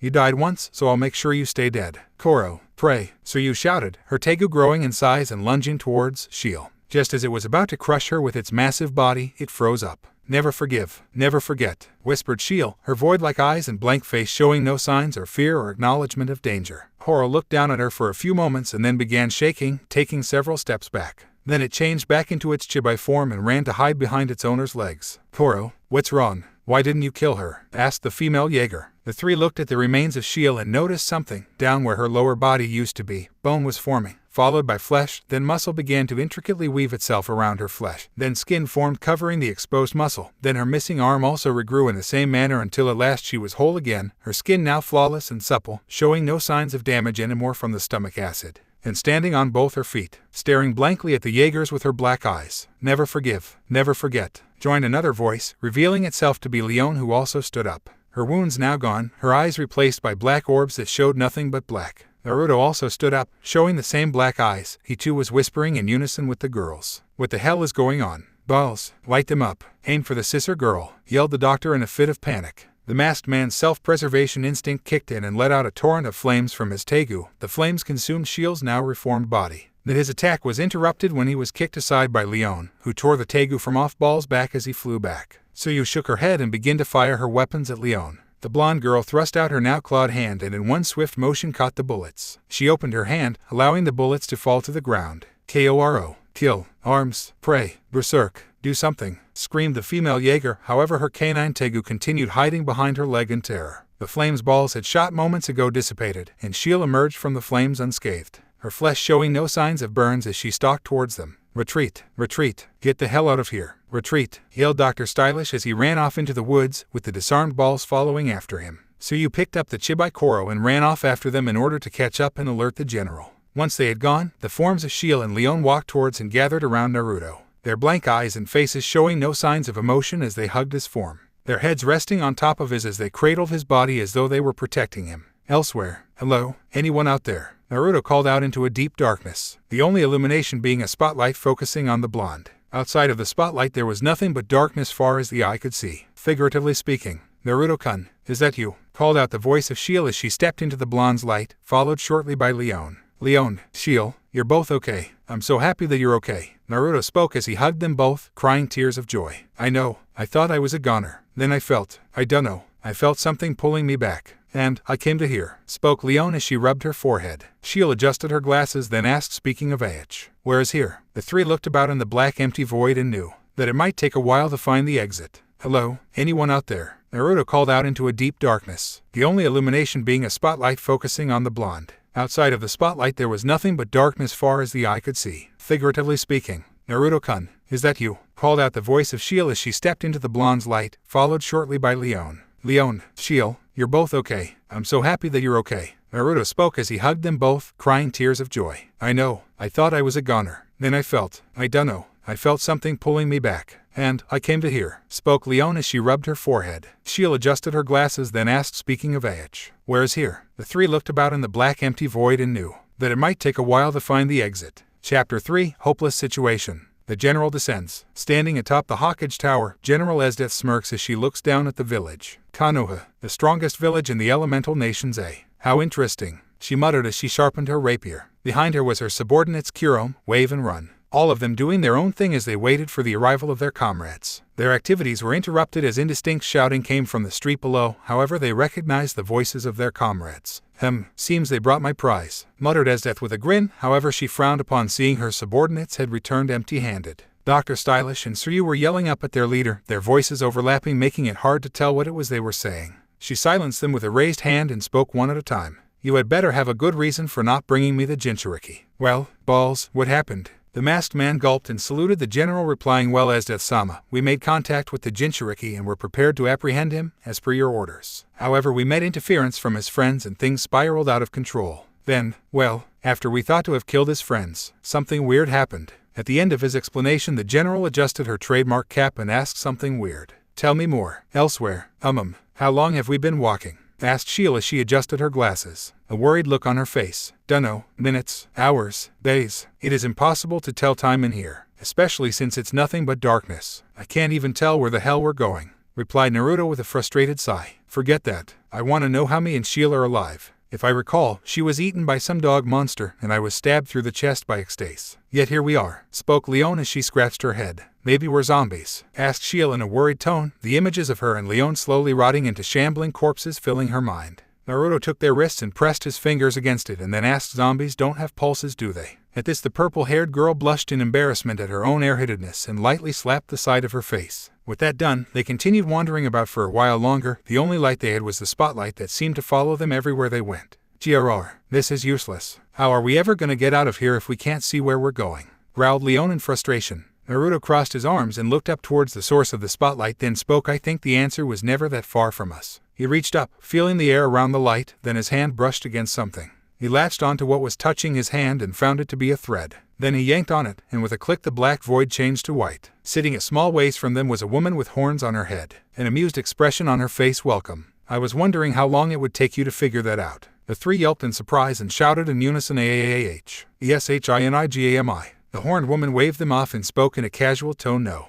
I'm not the Shinigami. My name is Kaguya Otsutsuki. I have brought you to Limbo so that I might explain things. Shiel, Leon. You two have regained your memories, yes? At her question they both stiffly nodded, causing Kaguya to continue speaking. I thought as much. A sly grin crossing her face. What are you talking about? Asked Naruto as he scratched his nose. The rabbit goddess replied to him, Hey, allow me to explain. Your friends, all of them, are not originally part of your reality. Leon, Shiel, Lubbock, Bullet, mine, Akame, and Chelsea. They all come from a lost chapter of history from long before chakra ever entered the world. A time where an empire that stood for 1,000 years had taken root. An empire mired in corruption because of a child emperor and his prime minister who took advantage of the emperor's youth and naivete. They were all part of an assassination group known as Night Raid, dedicated to ending the life of the prime minister. One by one, they fell during their campaign. Leon herself was tragically murdered by the prime minister. Honest. When the dust had settled, there wasn't much left to salvage. Then my attention came to you, Naruto-kun. Let me make this clear, you are important to a lot of people. For you carry a powerful and lost heritage that is worth more than all the treasures of the elemental nations. You also carry a powerful entity, the Kyuubi, the most fearsome of the tailed beasts. There are many who would take advantage of you. So I took the souls of Night Raid's members and inserted them into your reality so that you might have friends you can rely on and can protect you. Naruto was stunned into silence. He heard those people that wanted to capture him kept saying the word Jinchuriki. He had a gut feeling that his birthday and the Kyuubi attack being the same was no coincidence. But he never imagined being its container. Or maybe he was just fooling himself. Oi now, I can understand you bringing us back. But what the hell is Honest and the Jagers doing alive? Asked Leon with a growl. The rabbit goddess smiled and replied to the question. I freely admit that Esdeath being brought into the picture was intentional. The others were not. I didn't place them there. You brought them with you. Your regrets, your grudges, your despair brought them with you when you were reincarnated. For a while I thought about removing them from the equation. But then I thought, why let unfinished business remain unresolved? So I let them stay so you might hash out justice where justice is due. Both my friends died. Well, again, did you bring them back? Asked Naruto once the rabbit goddess had finished her explanation. Kaguya's lips pursed for a moment, as though she were contemplating an answer. Finally, she grinned widely and answered him, No, I had nothing to do with that. I try to keep interference to a minimum if I can help it. It was by your own power that you brought them back. Anyway, as much as I would love to chat further, I'm afraid your time here has been used up.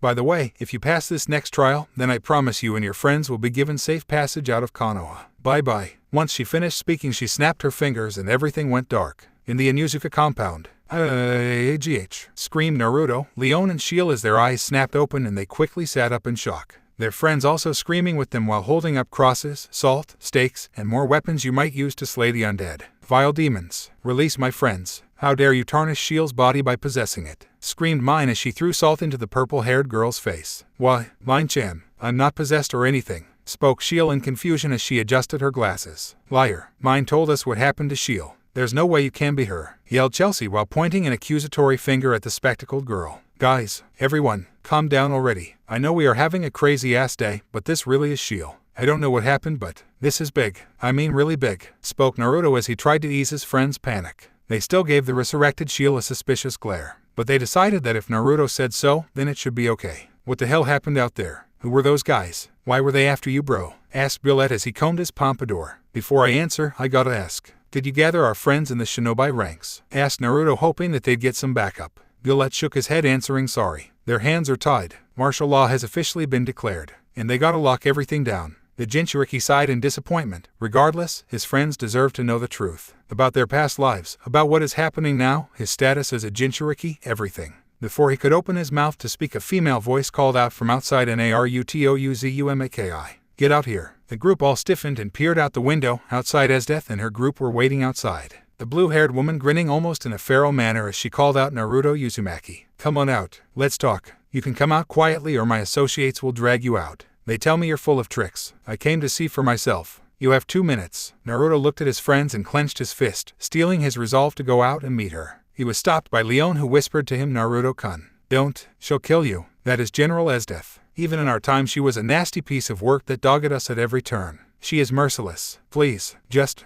go. Run as far as you can. We'll buy you time to get away. And she was interrupted by a slap to the face from her fellow blonde. No, I won't let you throw away your second chance at life. I'm going and you can't stop me. He spoke harshly to her and marched out the door, sweat slowly seeping out of his pores. Leon put a hand to her cheek, a lone tear dripping down her face. Naruto-sama, I love you, she whispered to herself as she watched his retreating form, wondering why he hadn't brought up her earlier confession. Was he still in shock, or did he believe it to be an inappropriate time to address it? Only time would tell. Outside, Naruto marched forward, his friends reluctantly following him as well, stopping a short distance away behind the blonde. The Whisker-F boy cleared his throat and spoke. General Esdeath, you wanted to talk to me. The blue-haired woman adjusted her cap and looked him over for a moment, as if sizing him up. You know who I am, Kaguya? She asked with a grin. I heard about you. You're here to capture me, huh? On whose authority? He asked the samurai, however his question was answered by mine. My dad Kazashi sold you out to the Prime Minister. I heard everything. My old man told the minister about you to gain his approval and worm his way into the inner circle, yelled the pink-haired girl, causing the blue-haired woman to applaud. All true, but regardless, I have my orders. Tell me, Kaguya, are you afraid of me? Asked the general with a malicious grin. Put on a brave face, Naruto. Don't show fear. His friends thought together, hoping that he wouldn't lose his nerve. I'm downright terrified right now, Naruto answered Esdeath in a blunt manner. Esdeath was silent for a few moments. She'd seen a lot of people put on a brave face and tried to act all big and unafraid, but all those shinobi lost their nerve when they ultimately faced her. There was something different about this one. He gave an honest, albeit blunt response, but he's looking at her square in the eye without even flinching. H-A-H-A-H-A-H-A. Honesty. I like that, she yelled out while laughing. After a few moments she cleared her throat and began to speak. Here's the thing, Kaguya, I have orders to bring you in alive. So one of two things will happen. Either you can come peacefully and we forget about your friends over there, or you can struggle as you like and we'll kill them all, and this time we'll make sure they stay dead. What's it gonna be? His friends waited with bated breath, knowing that this was a no-win situation. There was no way to get out of this. Naruto shook his head and spoke in a determined voice. I pick a third option. I'm challenging you to a duel. The sound of glass shattering echoed in the minds of both sides as they wondered if he was in his right mind.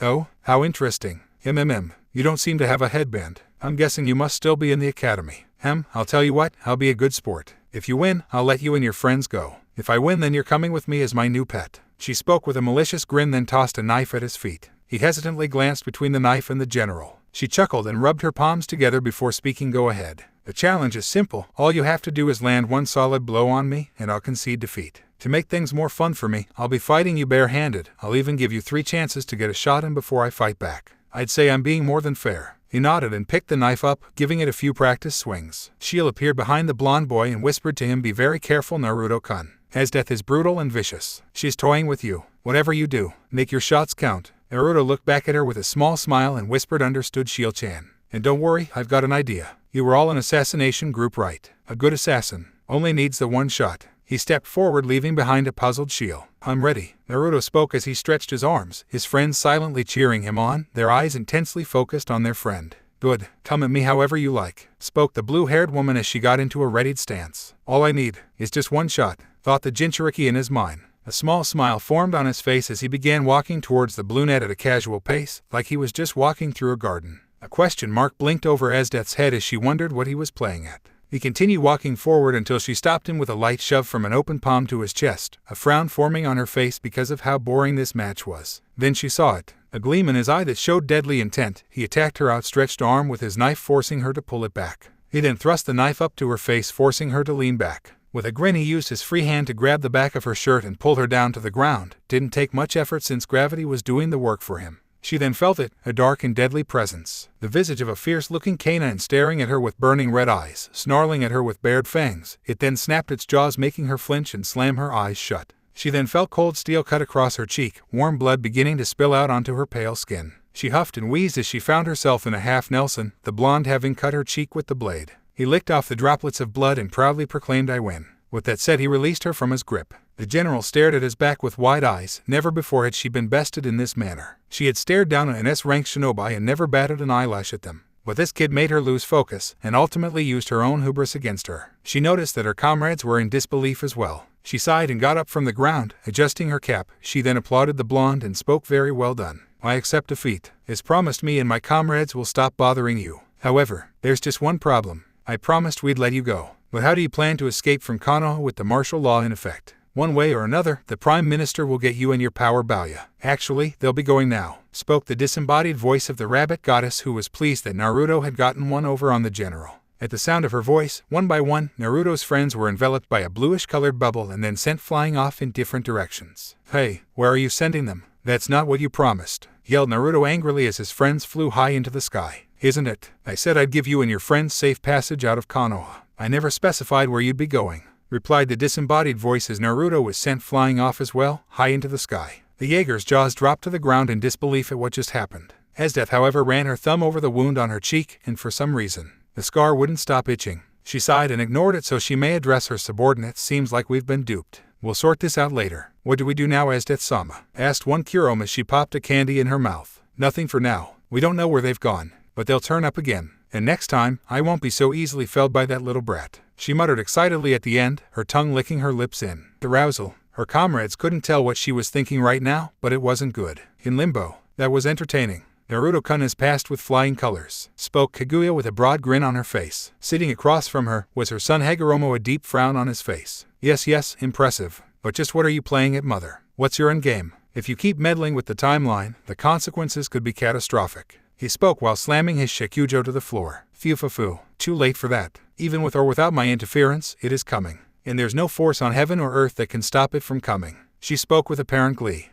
What is it? Asked Hagoromo with a raised eyebrow. Phew. You know, for someone who is so allegedly wise, you're awfully short-sighted. Take a closer look at the current state of the world. The rabbit goddess replied while pointing at the window to earth that allowed them to see everything that was happening. Hagoromo looked down and saw that the various villages were in deep shock as news of the fire daimyo's death spread like wildfire. It was then he noticed. Something was happening. The cages of the major villages were preparing their shinobi for whatever reason. The leaders of the minor villages were sending messenger hawks to and fro, sending dozens of letters. A puzzled expression crossed his face, prompting his mother to speak. Is there really a ruling force in the elemental nations? The daimyos care not for anything except lining their own pockets. Who is really in charge of the elemental nations? Is there anyone at the top of the mountain in all the nations now? Is it one of the 5 cages of the major villages? A coalition of minor villages looking to carve a bigger piece. The brats from the next generation who must bear the mistakes of the previous. Is it the Akatsuki as they blindly follow the ambitions of a man-child who never got past his childhood crush? Or maybe the child of prophecy who still has yet to learn that he is responsible for the turn of a new era? The Uzumaki family has been hidden in the shadows of history. When and where are they going to show themselves? Who shall side with who? Who shall betray who? Who will fire the first shot and ignite the war to end all wars? The daimyos, the uchihas, the senjus shall all be cast down into the abyss of history that has been erased and forgotten. It has been centuries since I first ate the forbidden fruit and ruled this world with my power, that is, until I was corrupted by it and fell from grace. You, Hagoromo, didn't take the throne, you merely stood in front of it and took the reins, but then you lost control when you began to share chakra to the world for your ninshu. What about now? Phew. The number of shinobi has been multiplying as of late, and the throne still remains empty, waiting for the next person to sit in it. Someday soon, it will start. Maybe today, maybe tomorrow, maybe a month, a year from now. It will start. The biggest struggle for supremacy ever, the throne wars. The Rikido Sennin swallowed hard. If what his mother said is true, then may Kami have mercy on the elemental nations. He had dreaded that the throne wars might come. He had hoped the balance of power set in the nations among the villages might prevent it. But now there was nothing, not even his mother could stop it. It didn't even matter if she reset the timeline. The throne wars were coming fast, and there can only be one victor. In Neichiko, in the all-Kunoichi village said to contain some of the most beautiful if not fearsome Kunoichi in the elemental nations, a Ronin was sharpening her spear on a bench in the village square. She was Balsa, a former samurai who failed to protect her daimyo in the land of snow. Now she was a Ronin that lived in Nade. The sound of a whetstone scraping across her spear's blade rang out. Hiya Balsa-san, spoke a voice behind her, making the Ronin jump and turn, seeing a masked face of a Hanya. Kanaibaba, yelled the Ronin in surprise. The masked woman was the chief advisor to Nade's leader. No one knew who she was or what she looked like under the mask, so most people referred to her as Anaibaba. Some rumors circulated that she was raped by a shinobi who then carved up her face beyond all hope of healing. To hide her shame and express her hatred, she donned a Hanya mask. She also had the habit of quietly sneaking up on people and scaring the hell out of them. Oh, it's just you. Please stop doing that, Anaibaba-san. That's creepy, spoke Balsa with a sigh. I will never stop doing that. Anyway, I thought I'd put up these wanted posters. Care to help? Asked the masked woman as she held up a small stack of papers. The spear user took one and looked it over. A large sweat drop formed as she saw it was a picture of an underdeveloped penis and pair of testicles, with a smaller picture of who it belonged to. Wanted, castrate on sight. 30 million ryo reward for the genitals of Jiraiya of the Sannin, the poster said, along with a list of crimes that includes trespassing, attempted sexual assault, public indecency, peeping on public bathhouses, theft of private property, and various other crimes that made him the most hated male in Neichiko's history. Wow, was all Balsa could say as she plastered one of the wanted posters to a wall. You know, Balsa, you're a strong and attractive woman. You should leave Nade. Go find yourself a nice husband to pamper you. Live the comfy and cushy lifestyle. Pop out some adorable babies," spoke Anibaba with a perverse giggle. The spear wielder chuckled and replied casually, "No thanks. I don't deserve to live a life like that. I'm just a humble Ronin. I refuse to take a husband until I find a worthy lord to grant me leave for marriage." "Oh, you and your principles. You know that no daimyo will hire you after Snow Country. What a damn mess. What are you waiting for? Your liege lord to fall out of the sky?" asked the Hanya-masked woman as a small gleam escaped from her eye holes. A sharp whistling sound was heard, and it became steadily louder and louder and louder. They looked about but could find no trace of whatever was making the noise. Finally, they looked up and saw something falling right out of the sky. "Duck and cover," yelled Anibaba as she and Balsa hid around the corner of a building. But no sound of impact occurred. Peering around the corner, the two noticed that a boy with blonde hair and whisker marks was floating just inches above the ground. By the looks of it, he was asleep. They slowly approached him and poked at his face, making him snort in his sleep, but otherwise he didn't react. "Who is this?" asked the spear user. "I'd say it's your new lord," spoke the masked woman with a chuckle. "What?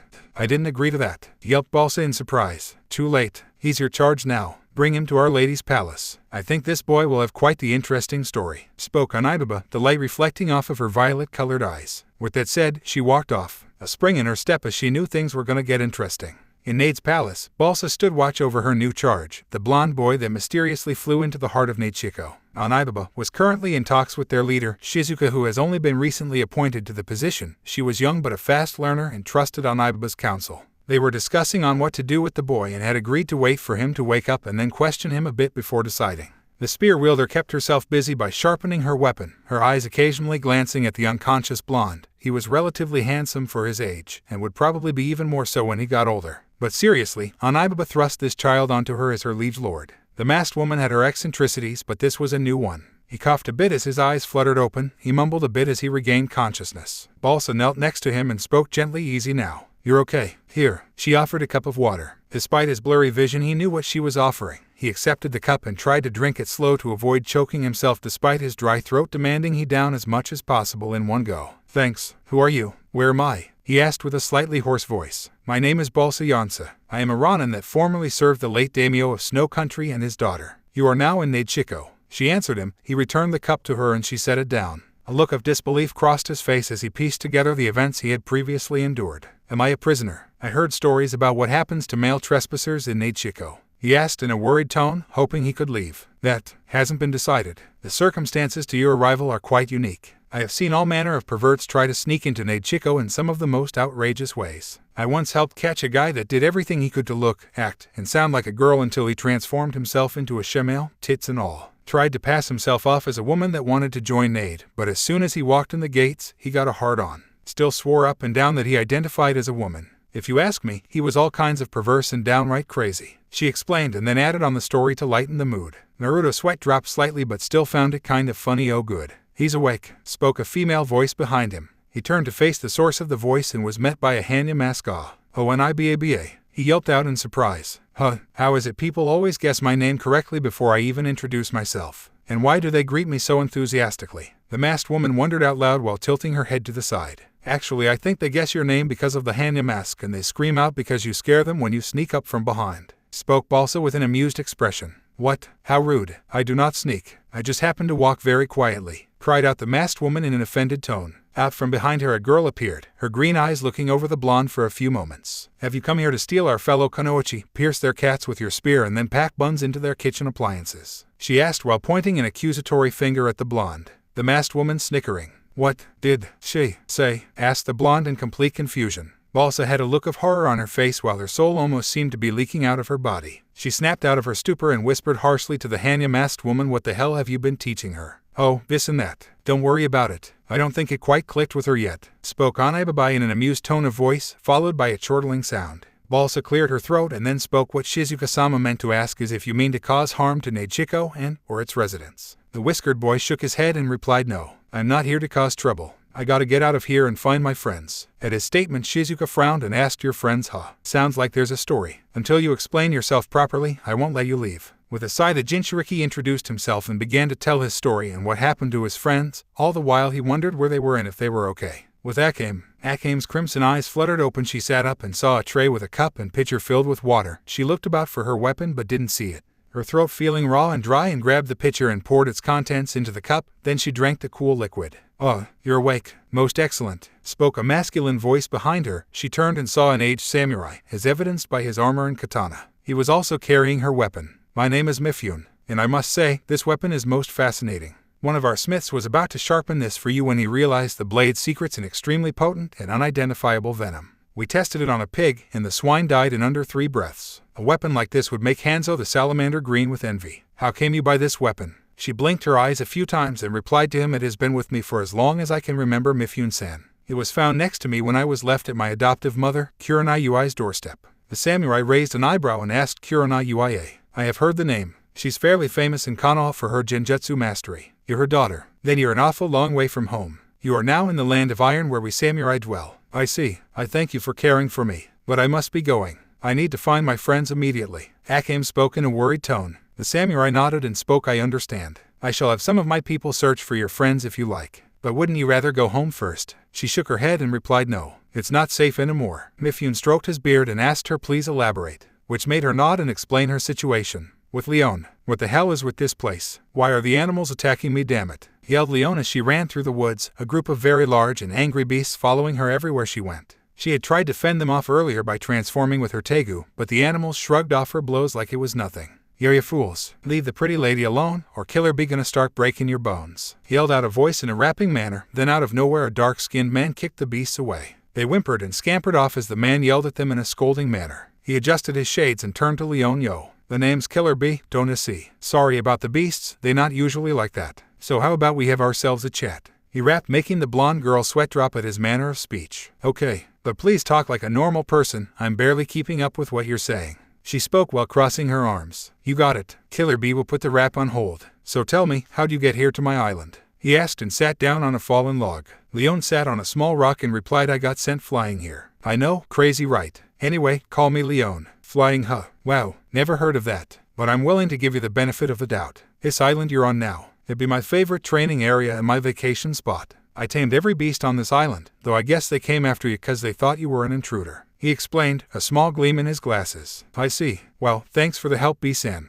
But I gotta find my friends. I'm kinda worried about them." "How do you get off the island?" she asked as she got up from her seat. "No can do. The boat don't come back for another 2 weeks. But I'll send a message to my big bro to keep an eye out for your friends." "Now who they be and what happened to them?" asked Killer B, prompting Leon to explain what happened to them. "With Shiel, she's waking up," spoke a gruff voice as Shiel opened her eyes and was met with 2 masked faces. One was a man wearing bandages around his face, while the other was a person wearing an Ambu-style mask. "You have one chance, girlie. Tell me who sent you." "Was it Kiri?" asked the man with a Zambatu on his back. Shiel struggled in the ropes binding her and replied, "Please. No one sent me. I got separated from my friends after encountering Esdeath. Just let me go, whoever you are." The swordsman gained a curious look as he asked Esdeath. "The General Esdeath. What are you doing tangling with someone like that?" The purple-haired girl shook her head, replying she wanted to take my friend Naruto-kun away. "But now I don't know where anyone is. Please, just let me go so I can find him." The 2 masked individuals looked at each other and nodded in agreement that this girl was no threat to them, so they untied her, then introduced themselves. "Name's Zabuza Mamachi. The girl there is Haku. We found you unconscious outside our camp.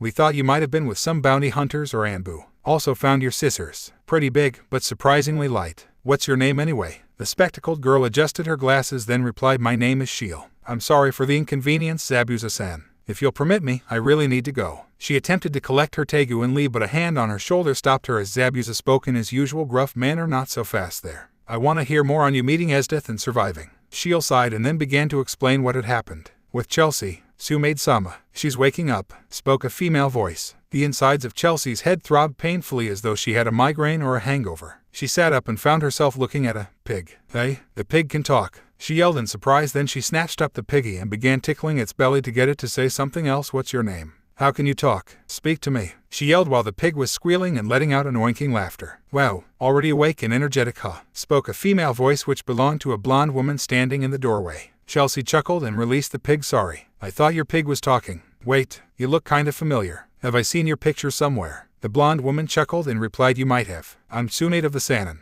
This is my assistant Shizune. Very nice to meet you. We found you out on the road, so we brought you with us." "Where are you from? Get separated from your family?" "No, not exactly. My name is Chelsea and well, I guess I'm kind of lost. I got separated from my friends, but well, now I don't know where they are." She spoke rather sadly, wishing that she knew where her friends were. I see. Well, we can help you find your friends. Who are they? Asked Shizune with a kind smile. The auburn-haired girl smiled and began to talk about her friends. With mine. Oi, where am I? Muttered mine as she rubbed her head, her weapon pumpkin lying in a corner. She sighed and got up, her legs feeling a bit shaky. Hold up there. Where do you think you're going? Asked a female voice as the door in front of mine opened, revealing a girl with black hair and pink eyes. I gotta get out of here and find my property. Don't try and stop me, yelled mine in an upset tone of voice. Boy now, is that any way to say thanks for us saving you? My name's Kiritsuchi, what's yours? The black-haired girl asked. Mine puffed her cheeks and answered, it's mine. Now I gotta go. Thanks for the help, she muttered bitterly while puffing her cheeks. My, what's your hurry? Spoke a tiny old man that walked into the room while rubbing his back, and he was wearing cage robes. Huh, hey old man, are you a cage? Asked mine with wide-eyed expression. The aged man nodded and replied correct. I am the Tsuchikage, Onoki. You're an Iwa. You came flying right into my office. Craziest thing I've seen in a long time. So, what's your hurry? The pink-haired girl sniffled, then answered heatedly, if you really want to know, my friends are out there and my precious property is all by himself. He might be a useless idiot that needs help, but is my idiot. And I gotta find them now. The aged cage sweat dropped and muttered, this might take a while. Okay then, mine-san. From the top please. The pinkette sighed and reluctantly told them the whole story from the beginning. With Bullet. So this is Kumoha? Asked Bullet as he lifted weights with the rakage himself. After he had woken up, one Mabui guided him to the rakage who was keeping in shape at the time. Bullet, being raised by a taijutsu specialist, respected that and joined in of his own volition. As it turned out, the rakage was a pretty reasonable guy. That's correct. You landed right on top of the rakage tower. Where are you from? Asked the rakage in curiosity. Bullet put down his weights to comb his pompadour and answered, Konoha. We met a General Esdeath and her gang. My pal Naruto-kun beat her and well, we got sent flying every which way. The rakage raised an eyebrow, then let out an amused chuckle as he asked, wait a sec, did you just say your friend defeated the General Esdeath?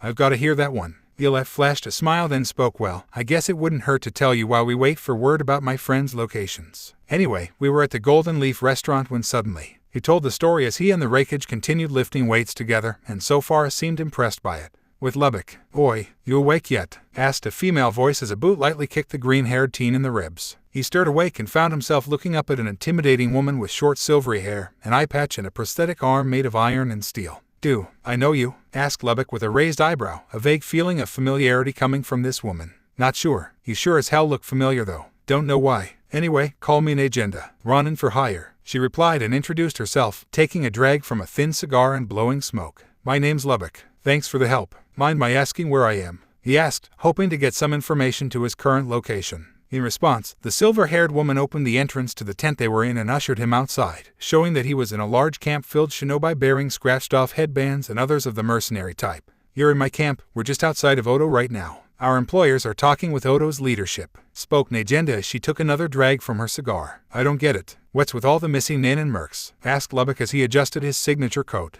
We've all been hired on by a coalition of minor villages. They want us to go on some big campaign for them so they can take more territory and conquer one of the major villages. Our numbers are supplemented by the minor village's own shinobi, and the non-shinobi ones are providing us the funds. Problem is, we aren't ready to go to war with anyone, nor has a target been picked. So we're a bit stuck and sitting on our asses. She explained to him in a matter-of-fact tone. You're pretty open about this, he commented while scratching the back of his head. You planning on ratting us out to anyone? She asked him with a sharp edge to her voice. No, not my problem. I gotta go find my buddies before that Esdeath does, he replied, his response causing the silver-haired woman to nearly choke on her cigar. She coughed out smoke as she tried to catch her breath. Once she regained her composure, she asked him what was that about Esdeath. What the hell did you do to gain her attention? Lubbock merely crossed his arms and began to explain the incident around what happened between him, his friends, and Esdeath. Much to Najenda's astonishment. Back with Naruto. Amazing. You took down the infamous General Esdeath, shouted Shizuka in amazement, her green eyes possessing a sparkle. Only because she handicapped herself and underestimated me. She won't fall for it again. Come to think of it, it could take weeks to find my friends. No doubt they're scattered all over the elemental nations right now, spoke the blonde at the end in an aggravated tone.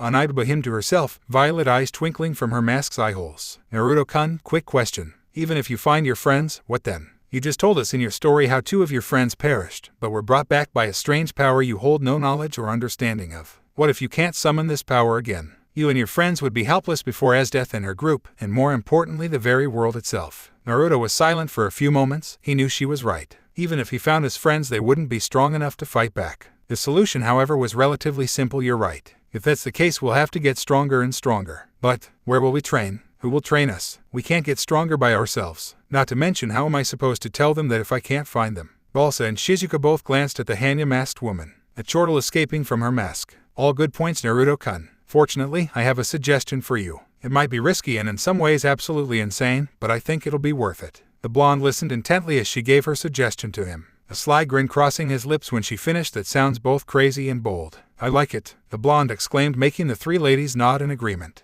I'll get right on it, yelled Shizuka as she called for her kunoichi to gather what they needed. The next day, in Konoha, remind us again. How did you lose not just the Jinchuriki but his pathetic friends as well, who kidnapped my Meinheim? Yelled Kazashi Haruno at the top of his lungs, glaring sharp daggers at Esdeath, who was unfazed by him. As I have already explained, we cornered them at the Inuzuka compound, and then they mysteriously flew off into the sky, and your adopted daughter was defending him. She spoke coolly, while using a dagger to clean the dirt under her fingernails. Honest watched the exchange quietly while munching on a pudding. Esdeath had never failed in a mission before. It stood to reason that some form of oddity had interfered in the Jagers' mission. Besides, Esdeath was there and Kazashi wasn't, so it was her word against his, and Kazashi's was relatively baseless. The Jinchuriki has been trying to corrupt my precious Meinheim for years, and you have the gall to say that she defended that thing of her own volition? The pink-haired man asked in a heated tone. Esdeath used the tip of her dagger to push her cap upward so she may look Kazashi in the eyes. As soon as their gazes met, his eyes averted slightly from hers. Whine and cry all you like, Counselor-san, but truth is truth. If you have a problem with that, then why don't you suck it up and handle it like a man? She asked with a sadistic grin as she traced the cut on her cheek that was slowly healing and showing scar tissue. He said nothing as he sank into his seat, a defeated look on his face. That's what I thought. She spoke in a mocking tone. The pink-haired man balled his fists, then turned to the Prime Minister Honest-sama. The higher-ups of Konoha are in an uproar. The Sandaime is furious at the loss of not only the Jinchuriki, but also of the various individuals whom were adopted into various clans and homes of several exemplary Jonin. Now he is breathing down my neck. I think he suspects I told you about the Jinchuriki. The Prime Minister took another bite of his dessert and replied, don't worry, Kazashi-kun. You'll be protected by Daimyo-sama. I'll make sure of it. But in exchange for your protection you will need to continue handling the civilian council. Not a problem, Daimyo-sama. But there is one thing that concerns me. We do not know where the Jinchuriki is. He could be anywhere in the elemental nations. And even worse, he could join up with any village of his choosing to plan his revenge against Konoha. Or more specifically, US, spoke Kazashi in a troubled tone of voice that made Honest silently agree with him. Such a thing could indeed prove problematic. The door suddenly burst open, revealing Esdeath's subordinate Run, who was rushing and yelling, Esdeath-sama. Big news. He slammed a newspaper on the table in front of her while panting for breath. Raising an eyebrow, she took the paper and read it over. As she read it, a large amused grin stretched across her face, threatening to tear her cheeks apart. On the front page was a picture of Naruto Uzumaki, his arms crossed as though he were posing for the picture. The text on the page read as follows: Kyuubi Jinchuriki speaks out. Accuses Konoha's Prime Minister Honest of murdering late daimyo and attempted to enslave the Jinchuriki himself. He pledges to declare open war on Konoha in 2 years' time. How interesting. It looks like that brat is spreading some pretty damning accusations. He has even declared a threat of war, squealed Esdeath in amusement as she slid the newspaper over to Honest. The Prime Minister looked over the text and thick veins bulged on his forehead. That brat had the gall to make threats and hurl accusations like that. He was surprised at how the brat made such an accurate accusation, but he had no physical evidence to prove such a claim. However, such an accusation with or without proof would cause people to start asking questions. He needed to spin this around as soon as possible and grind these rumors to a halt. Esdeath got up from her seat and adjusted her cap as she walked out. Hoi, where are you going, Esdeath? Asked Kazashi with narrowed eyes. Why, to train, of course. Naruto-kun isn't going to sit on his hands in those 2 years after all. And I can't afford to be lazy. Come on, Run-san. We mustn't get fat and lazy. She spoke with a smile, causing her subordinate to nod and follow her out. The cut on her cheek itched and burned, making her scratch at it. For some reason, the mark left by the Jinchuriki wouldn't stop bothering her. Dr. Stylish assured her that it wasn't due to an infection. But still it itched like hell. Admittedly, however, there was something about that boy. She wasn't usually the type that liked them young. But there was something compelling about the boy. The rush of her brief duel, the feeling of him cutting across her cheek, the thrill of meeting someone who had the stones to look her in the eyes. Something about all this made her heart race. She was a soldier by heart, born for the battlefield. But recently she had become bored and felt empty, until that fateful night, and she wanted to feel that same heart-pounding rush again. Naruto Uzumaki, I hope you grow stronger. I do hope you entertain me more. I look forward to our next meeting. Only next time, I will be setting the stage. She whispered to herself, a blush spreading across her cheeks as she stroked the cut on her cheek. An aroused moan escaped her lips, making Run sweat nervously and wonder what had gotten into the general. Meanwhile in Konoha, that Naruto, reckless as ever, mumbled Hiruzen as he worried for the boy and his adopted grandson Lubbock. the morning newspaper in his hand. True enough, this is crazy even for him. Hokage-sama, I'm begging you on my knees. Let me go and find him. Please, begged Anko Mitarashi on her knees. She wouldn't normally do such a thing, but Naruto meant the world to her, but that was a story for another time. No, I understand how you feel, Anko-san. However, doing such a thing could put him in danger. For now, let's leave him to his own devices. Naruto-kun is young, but he has a lot of potential in him. I know that someday soon, he shall make things right, spoke Hiruzen, urging caution. I can't just sit still, Hokage-sama, yelled the snake user with hot tears leaking down her face. How do you think I feel? All we can do for now is to put our trust in Naruto-kun. This declaration of war on Konoha may yet be its salvation, he muttered while taking a drag from his pipe. Hanko could only nod and accept defeat. For now. But deep down, she prayed that Naruto and his friends were okay. With Akame, what's this? Akame mumbled to herself as she read the morning newspaper while enjoying her breakfast. She took a sip of tea then nearly choked on it as she did a spit-ache. She read over the article several times then spoke out loud, I understand loud and clear, Naruto-kun. Leave it to me. She ran down the hall and pulled the sliding doors open and yelled out, Mifune-san. Please train me. Teach me the way of the sword. The samurai was surprised by the suddenness of Akame's entrance that he nearly fell back from the force of her shout. What the? Akame-san, why the sudden change? Earlier you were determined to find your friends, questioned the aged samurai who was shocked by her sudden change in attitude. She threw the newspaper at his face, making it smack against him. He removed it from his face so that he might read it himself. Oh, I see. This is your friend, isn't it? He asked as he slowly pieced the puzzle together. Exactly. It's a message. He didn't directly say it, but Naruto intends to train for those 2 years. I need to do the same. I need to be the best swordswoman I can be. Please teach me the samurai arts, she declared with a determined look in her eyes. Mifune was moved by her tone and declaration. A small smile appeared on his face as he spoke. I cannot deny such a request. Very well. I, Mifune, shall take you as my apprentice. However, you shall not be permitted to use your weapon. If you want it returned to you, then you must prove yourself worthy of the title, samurai. He then tossed her a wooden katana. She caught it in her hands. With a nod she bowed and spoke, I shall not fail, Naruto, no matter the cost. With Leon. Man, how boring, mumbled Leon as she lied on the grass, looking up at the sky. She still had to wait for that damn boat before she could leave, and she had nothing to do. She then took note of a hawk approaching the island. Oi, B-san, what's with that hawk? Killer Bee emerged from the bushes and answered her that be a messenger hawk my big bro sends me, usually with letters or with newspapers holding important stuff so I can keep track of what happens back home. From above the hawk screeched and dropped a newspaper which landed on the blonde girl's lap. Having nothing better to do, she reads the front page. For a few moments she was silent. Then she sprinted off into the woods without warning. Hey, where you going? Yelled Bee as he chased after her. It didn't take long to catch up to her thanks to his training, but he was still amazed at how fast she could run. I have to get stronger, yelled Leon as she ran through several bushes. Oh, that's a good thing to do, shouted the Jinchuriki with a grin. I have to get much stronger, she yelled as she picked up speed, her legs changing into a blur. That's good too, Bee yelled as he was now having to get serious to keep up with her. Much stronger, she screamed, running all the faster, leaving a dust cloud behind her. Hey, that much? Yelled Bee in surprise at this newfound desire to train from her, as he nearly tripped over his feet to keep up with her. Finally she stopped to catch her breath and shoved the newspaper into the Hachibai Jinchuriki's chest. Naruto-sama is planning on training. I can't get left behind. B-san, I can't. The last time my friends needed me, I was too weak and unprepared. I won't be like that ever again. I'm gonna train and get stronger and kick the ass of every beast on this island. I won't ever fail anyone ever again. The Hachibai Jinchuriki smiled and spoke to the blonde girl. Don't you fret none, Leon. Cause Killer Bee is gonna teach you good. When I'm done with you, you're gonna be the strongest monster on this island. He promised her, offering her a fist bump. She grinned and knocked her fist against his, accepting him as her trainer. With Shiel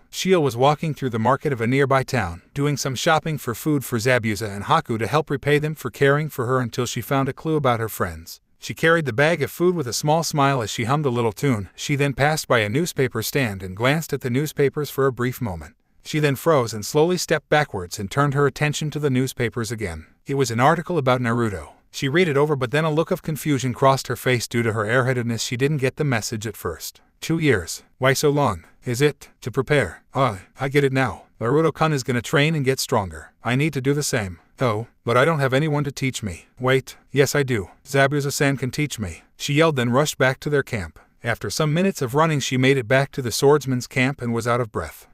Why the rush? Was someone trying to follow you? Asked Zabuza with narrowed eyes. No, Zabuza-san. Please train me, Shiel cried out almost desperately. Me? Train you? Are you kidding me? You want to be trained by a wanted man? Asked the swordsman with an amused expression underneath the mask of bandages. Haku looked on with a curious expression. I don't care about what you did. I refuse to accept that you're a bad person since you helped me, even when you at first thought I was a threat. Please, I want you to teach me. Naruto-kun is counting on me, she exclaimed while leaking tears from her eyes. No, you're not worth my... He attempted to refuse her, but before he could finish his sentence, Shield grabbed him by the waist and with a ferocious roar, suplexed him into the ground. I refuse your refusal. You will train me. I won't take no for an answer, you jerk. She yelled while kicking at him. The only reason she hadn't pounced on him was because Haku was holding her back. Okay, I get the message. Heh, gotta say, Shield, for an airhead, you've got a nice set of brass balls. Alright then, tell me, do you know anything about the silent killing technique? He asked as he got up from the ground, a certain gleam in his eye when Shield shook her head. Good, I think those scissors of yours will work great with it. He spoke as he retrieved her tegu and handed it over to her, now prepared to begin her training.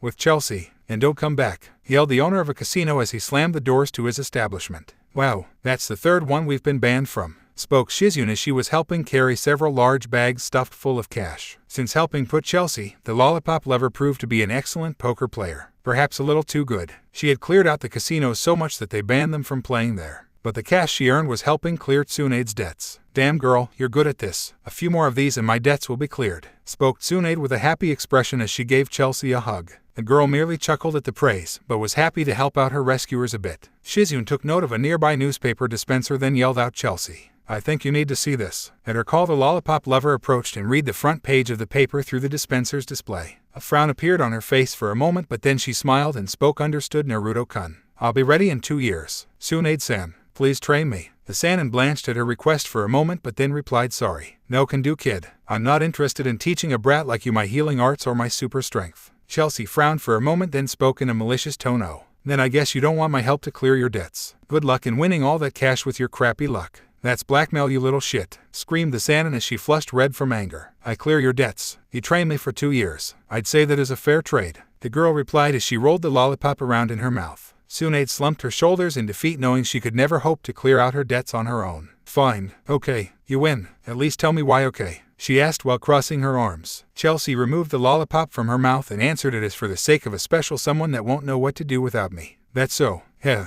okay then, you're a cheeky brat, but I like you all the same. Haha, okay then, me and Shizune will be training you from here on. And for blackmailing me a bit ago, I'm not gonna go easy on you. Your first lesson. Dodge, she yelled at the end and chased after Chelsea with a clenched fist. Shizune chased them as well, pleading for her sensei to take it easy on the girl. With mine, no word yet, Kiro-chan, asked Mine as she munched on a strawberry parfait. The black-haired girl shook her head and replied, sorry Mine-chan, wish I had news for you, but progress has been slow on finding the whereabouts of your friends. In response, the pink-haired girl sighed. She was worried about her friends and property. Naruto must have been alone and scared someplace, all alone and crying out for his owner to save him. She snapped herself out of that image and blushed slightly, but still, a grateful Naruto could lead to meh, honey foot massages. She giggled to herself in a part sinister and part perverse manner that made Kuretsuchi sweat drop and comment, Mine-chan, you're making a scary face. This brief interaction was cut short as Anoki entered the room and threw a newspaper onto the table in front of the girls. I think you'll find that pretty interesting. Your property has made headlines. He spoke in an amused expression. She read over the paper for a moment, then scowled. That idiot. Just doing whatever he likes. Seems he's getting pretty uppity without me.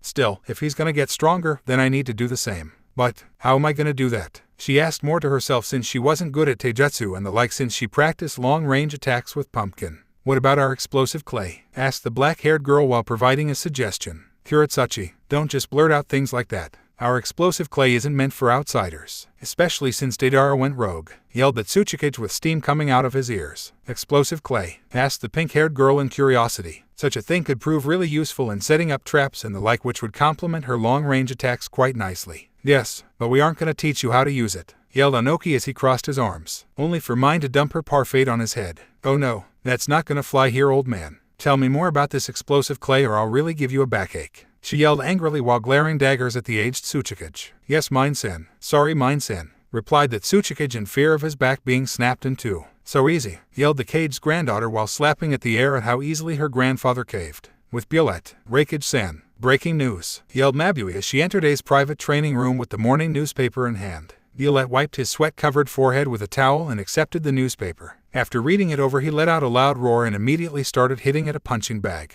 His fists pounded hard and fast as he let loose on it. Finally, with one powerful haymaker, he caused a tear in the punching bag, which leaked out a large amount of stuffing. The Reikage noticed this and asked while lifting a dumbbell, what's got you so worked up, kid? My little bro Naruto-kun plans on training. I gotta do the same. As his big bro by bond, I cannot sit still and let him do this alone. He was always weaker than me, but he never stopped trying to improve himself. He's gonna need all the help he can get. And I, as a man, refuse to leave my little bro behind," he exclaimed while giving a thumbs up. "Little bro, huh? I know what you mean by that. You want to get stronger to protect him, right? Yosh, I understand perfectly. I will train you so you can protect your little bro and your friends. That is the way a man should live, protecting what matters with his fists," he yelled while crying tears of passion for brotherly bonds. Gullet shared in his tears as he bowed in respect to the Reikage, ready to begin his training with the Reikage and his Tegu and Curcio. With Lubbock, "Okay then, I'm off. Thanks for all the help, Najenda-san." Lubbock spoke in gratitude as he adjusted the pack he carried on his back. "You sure you want to leave? Where will you go?" asked the silver-haired woman while smoking a thin cigar. "Not sure. I think I'll start in Iwa for now and work around the other major villages before moving on to the minor ones," he replied as he pulled out a map and looked it over for a few moments before putting it back into his coat's pocket. "As you wish. I hope you find your friends, Lubbock-san. I wish you luck," she spoke with a small smile. The green-haired teen nodded and was about to leave to find his friends, but was cut short by a shout that sounded like BOOSS. One of Najenda's subordinates came running up with a newspaper in hand and looked it over for a few moments. "Lubbock-san, you might want to hold off on your trip for a bit." She then handed the newspaper over to him so he could read it. The green-haired teen chuckled as he muttered that Naruto,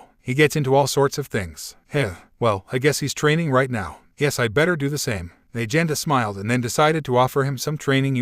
"I used to work with Esdeath back in the day. I'm sure I can teach you a few things." Lubbock was touched by the offer. He looked down to his tegu he wore on his hands. The threads had many uses, but he wondered if he could find even more ways to use them. He nodded and decided to accept her offer. "Thanks. I'd like that. But, why the sudden offer?" Najenda shrugged and blew out some smoke, replying, "No idea. I guess I've got a good feeling about that Naruto kid you were talking about." She smiled in amusement as she glanced at the newspaper in his hand. Meanwhile in Kiri, Q by Jinchuriki, he can only be of Uzumaki descent, spoke on Mai Terumi as she clipped off the newspaper article and added into a scrapbook. "The first of many on my collection," she spoke to herself, knowing that this wouldn't be the last time she would hear about the boy. Still fantasizing about that dead clan Mai-sama. "The Uzumakis had their day, but they are now gone. There's no chance for their revival," spoke Wanao as he looked over a battle plan to overtake the Mizukage Tower. The lava user let out a dark aura, her face twisting into a scowl that could frighten the Shinigami into retreating. She grabbed him by his balls and squeezed hard, making him cry out in pain.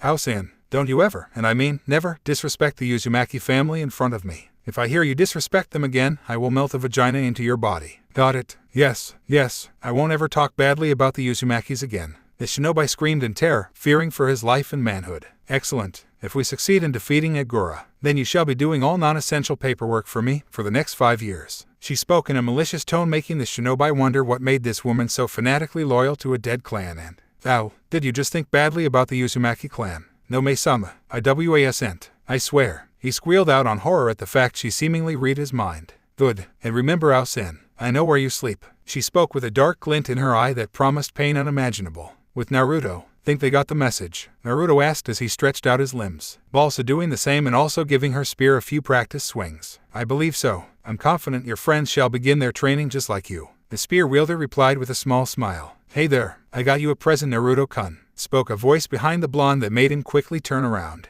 and was met by the face of a wolf pup. "Huh, a wolf?" he asked while tilting his head. "Huh, were you expecting me?" asked Anibaba with an amused chortle. She then cleared her throat and spoke, "This here is Ami-chan. I thought she would be good for you, Naruto-kun. She will make an ideal ninja hound." She handed the pup over to him. He accepted it with a smile and petted the snowy white wolf pup's soft fur. "Wow, thanks. So, what's my training consisting of exactly?" the blonde asked in curiosity and excitement. A twinkle blinked into existence from one of the eye holes on the Hanya mask as she replied, "A full crash course survival training putting you against the entirety of Nichiko." The blonde paled in horror at that statement. "Say what? As in, the whole village will be chasing me?" he asked nervously. "Oh, don't worry. We'll only send small groups the first few weeks to be fair. But then they will keep getting bigger until the whole village is after you. Also, in the name of fairness, we'll give you the courtesy of eating and using the restroom and learning some new techniques before we resume chasing you. Otherwise, get used to sleeping with one eye open," Anibaba explained with a tone of sadistic glee. Naruto-san, I think you had better run. Right now," Balsa suggested as she noted a group of 7 kunoichi waiting to pounce. "You'd best listen to her. Don't worry, you'll get a 60-second head start. Your time starts now," spoke the Hanya-masked woman as her violet eyes shined from out of her mask's eye holes. With a yell, the blonde Jinchuriki took off, leaving a dust cloud behind while screaming out, "What the hell did I get into now? Faster, Ammy-chan. Faster, yelled one Naruto Uzumaki as he rode on the back of his partner, Ami-chan. The she-wolf barked in confirmation as she picked up the pace, her paws kicking up dust as she sped down the road. Slow down, way too fast, yelled one Shizuka as she desperately clung to Ami-chan's fur, her face showing shades of green. You should learn to live a little, Shizuka-chan. Even Balsa is having fun, the blonde shouted while looking over his shoulder. The spear wielder chuckling as she held on tight. Oh, and IBABA, how dare you talk me into this? The leader of Nate screamed in anger while glaring at the masked woman. The Hanya masked woman merely laughed and was enjoying the ride on the large she-wolf's back. Naruto laughed as well. He was surprised that Ami-chan had grown large enough to be ridden on by multiple people and capable of fighting off summons. But he certainly loved the feeling of the wind rushing by him and the feeling of Ami-chan's soft fur. It felt like flying on a cloud. The she-wolf stopped at a river for a few moments to have a drink of water and let her human passengers stretch out their legs. Naruto sighed as he stuffed his hands in his pockets. He no longer sported that orange jumpsuit. He now sported a black trench coat with dark orange lapels as well as jeans and a pair of combat boots. He patted his partner Ami-chan and commented, "It has been 2 years now. I wonder how everyone is doing now." His partner barked in response, then resumed drinking.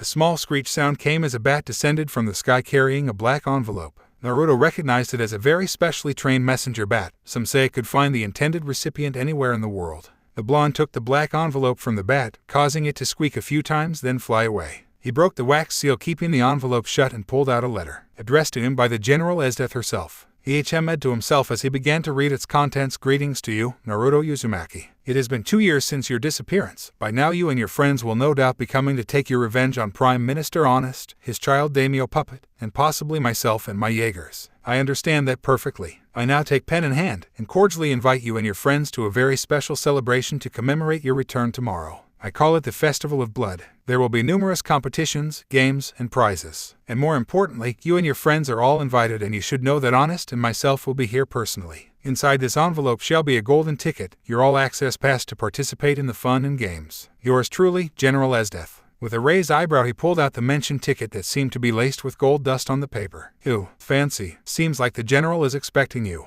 It could be a trap, spoke Anaiba with a chortle. Maybe it is. Last time we met, Esdeath was caught off guard and she underestimated me. This time, she's setting the stage. Regardless of whether it is or isn't a trap, we need to get through Esdeath before we can kill the fat-ass Prime Minister and his cronies. Now let's double time it, he replied in an excited manner for testing his newfound strength. He let out a sharp whistle which got Ami-chan's attention. With an affirmative bark she allowed her human companions to climb onto her back. Let's go, Ami-chan, on the double. Yip yip, he yelled, urging the she-wolf forward. With a small glint in her eye she dashed across the plains as fast as her powerful legs could carry her. The next day, in Konoha, it has been 2 years now since the daimyo incident. After Esdeath failed in capturing Naruto and after she saw that newspaper article 2 years ago, she has since tripled her usual training schedule and grew all the more powerful. She also prepared a grand stage unlike no one had ever seen before in the history of the elemental nations. The Festival of Blood, a grand festival of her own design, the aforementioned event taking place in a grand coliseum that she personally designed with the assistance of Dr. Stylish. Built to house tens of thousands of spectators, the arena designed to take in hundreds of competitors, made resistant to all but the most powerful of S-ranked jutsu and some more interesting twists she added.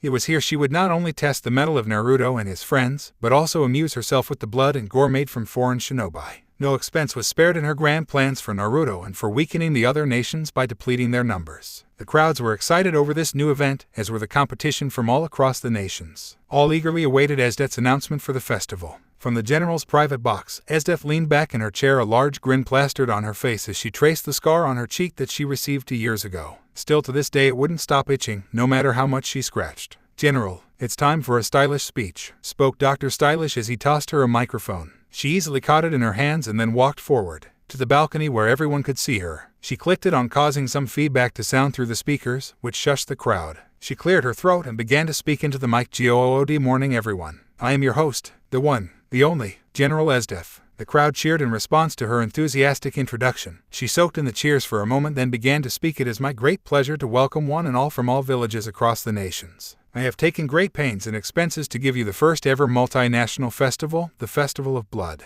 A grand competition where the losers go home broken and empty-handed, or in a pine box, while the winners shall attain riches and glory beyond their wildest dreams. Anyone and everyone is free to participate at their own leisure, or risk, from the most seasoned veterans to the untested greenhorns. Genin, Chunin, Jonin, unscripted, all are welcome to join. There's only a single rule. There are no rules except the ones I, myself, set. Absolutely anything goes. Feel free to use whatever means you like to achieve victory. Just don't fall victim to someone else's dirty tricks. Now to explain how things will work, the games that are played shall be randomly selected from a roulette manned by Dr. Stylish. Some are as simple as a duel, others are more complex. But we'll get more into that later. The winners of a previous game are granted exemption from playing the same game twice. In other words, if there are winners whom won the dog race event, they won't have to play again. There's something else you should be aware of. If I feel that some competitors are doing too well, then I shall deploy one of my Jagers as eliminators to cut out the extra competition. Now then, some special guests in possession of the ultra-rare golden tickets are unaccounted for. So please enjoy the following preliminary battle royale. Participants in each event are randomly selected. So cross your fingers and hope your favored competitors get picked and survive.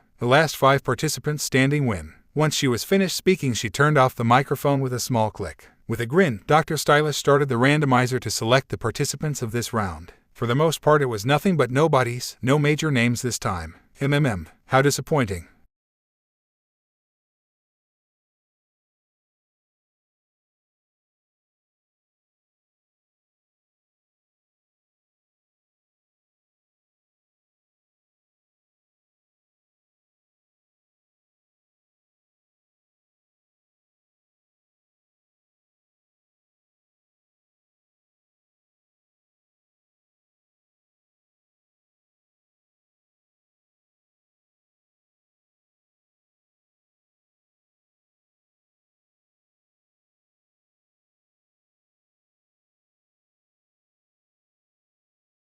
Flashback. It had been almost 1 year since the Kaguya Jinchuriki's disappearance, and Esdeath and her Jagers were training hard to get even stronger and prepare for whatever Naruto might throw at them when he returns. Esdeath wiped the sweat from her forehead with a towel and then asked Dr. Stylish, "I trust you have been carefully researching Naruto and his friends from that night." The doctor grinned and replied eagerly, "But of course, General. I haven't left a single stone unturned. Laziness is most unstylish. Naruto Uzumaki, at first glance he appears to be a nobody. A failure if you would. Failed the academy twice, grades were at rock bottom the first year, but slowly improved over the course of the second. Now here's where things get interesting. On closer inspection of the boy's grades it appears that his tests were different from the other students. Naruto's tests had questions of a most complex nature. The blue-haired woman HM'd to herself as she placed a hand on her rapier so. It would seem someone was deliberately sabotaging him. For what reason? Unknown reasons, but most probably a personal grudge. The rigged exams and tests have all been directly linked to the academy teachers of Naruto's class, Uruka and Mizuki. The doctor answered with a smirk. The general scratched at her scarred cheek and spoke, "I see. Looks like Naruto-kun is getting more and more interesting.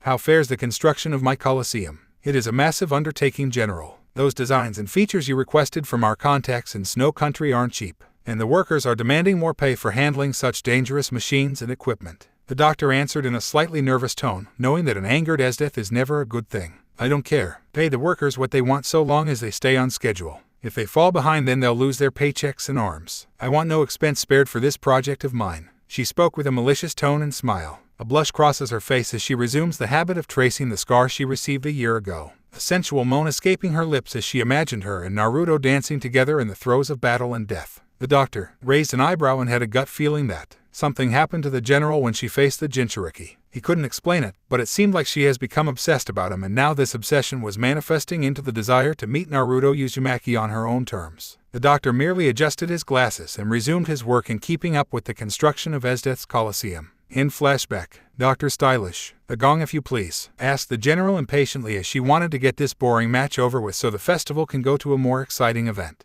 With a nod, the doctor pressed a button preparing the automated gong to be sounded. Hidden up high in a shadowy corner of the Colosseum stands Zetsu, the spy of Akatsuki. "How boring. Not really anyone interesting this round," muttered the white half in disappointment. "Agreed. However, we aren't necessarily here for games. The Kaguya Jinchuriki is rumored to be coming here. Our objective is to observe him and see how much he has developed over the past 2 years since he went missing," spoke the black half as it scolded the white. "Yeah, I know, but it wouldn't hurt to watch for some entertainment. I just wish something interesting would happen," grumbled the white half. A loud crash sounded out behind them, causing Zetsu to turn and look down. Then a figure flew past them and sailed high into the sky. "Whoa, what the hell was that?" asked the white half in surprise. The black half merely chuckled and answered, "I believe you got your wish just now. A few minutes ago." "Faster, AMMY-chan. We're almost there," yelled Naruto as he urged the she-wolf to hurry towards Konoha. The she-wolf barked happily as her padded feet slapped against the ground, her legs carrying them through the village gates. "Where is everyone? The place looks like a ghost town," commented Balsa as she gripped tightly onto Ami-chan's fur, noticing the empty streets of Konoha. How about there? Asked Onibaba as she pointed towards the massive coliseum. Huge. I bet the whole village could fit in there and then some.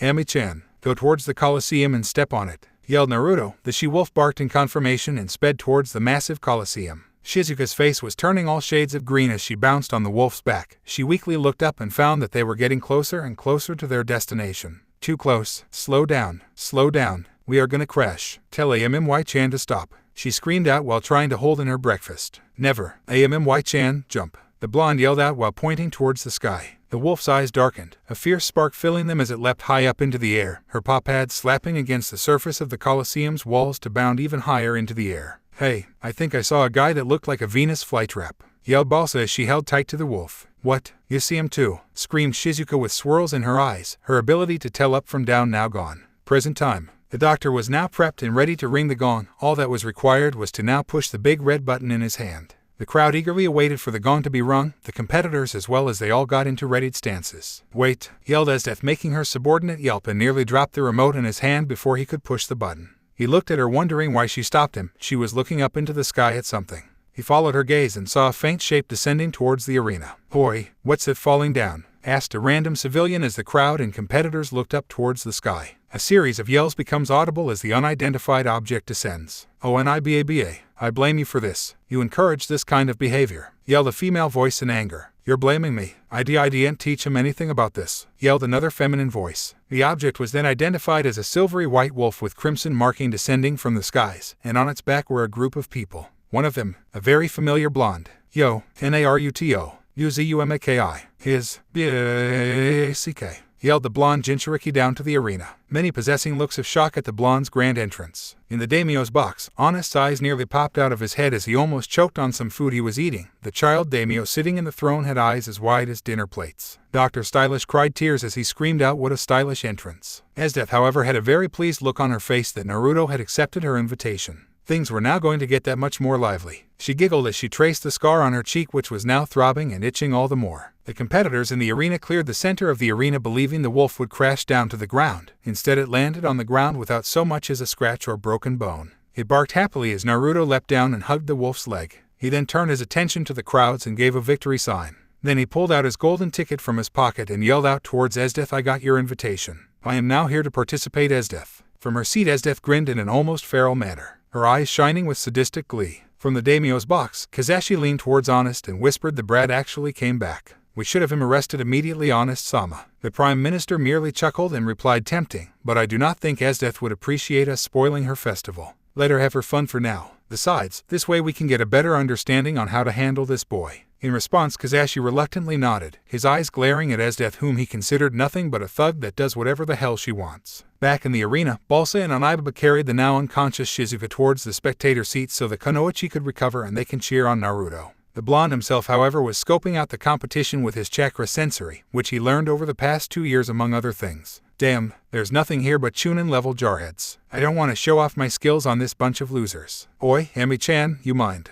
He asked the she-wolf, making her bark then salute him, a grin seemingly stretching across her muzzle. Once this was done, Dr. Stylish rang the gong with a push of a button, making the competing Chunin break out into a massive battle. Jutsu exploded every which way, blood spatters appeared on the ground, it was mass chaos. Hoi, Naruto-kun, yelled a familiar voice that belonged to one Iruka Yamino. The blonde groaned and wondered why, for all his busted luck, his old academy teacher was participating here. This was not cool at all, though on the upside he could have Ami-chan kicked the scarred Chunin's ass. Naruto, it isn't safe for you here. Just forfeit and forget about being in this festival, yelled the Chunin. The blonde said nothing, not even bothering to acknowledge the Chunin since he was a negligent asshole anyway. Ami-chan, kick some ass, the blonde commanded. The she-wolf barked in acknowledgement and then stood up on her hind legs, her front paws extended outwards as though she were taking a martial arts stance. Huh, what's with that weird dog? Asked Iruka as he tilted his head. In response, the wolf growled ferociously since she could fully understand human speech and took great offense at being called a dog. With one quick swipe of her paw, she slapped the Chunin clear out of the arena and slamming into the wall just below the front seats of the spectators' stands. She growled and leapt forward, using her hind legs to kick away the various Chunin. Those that tried to attack her she slapped away with her front paws or snatched them up in her mouth and shook them around till she heard something break, then tossed them aside like garbage. All the while Naruto was clapping his hands and enjoying the show. Since when does a dog do martial arts? Screamed another Chunin who was slapped away by Ami-chan since he called her a dog.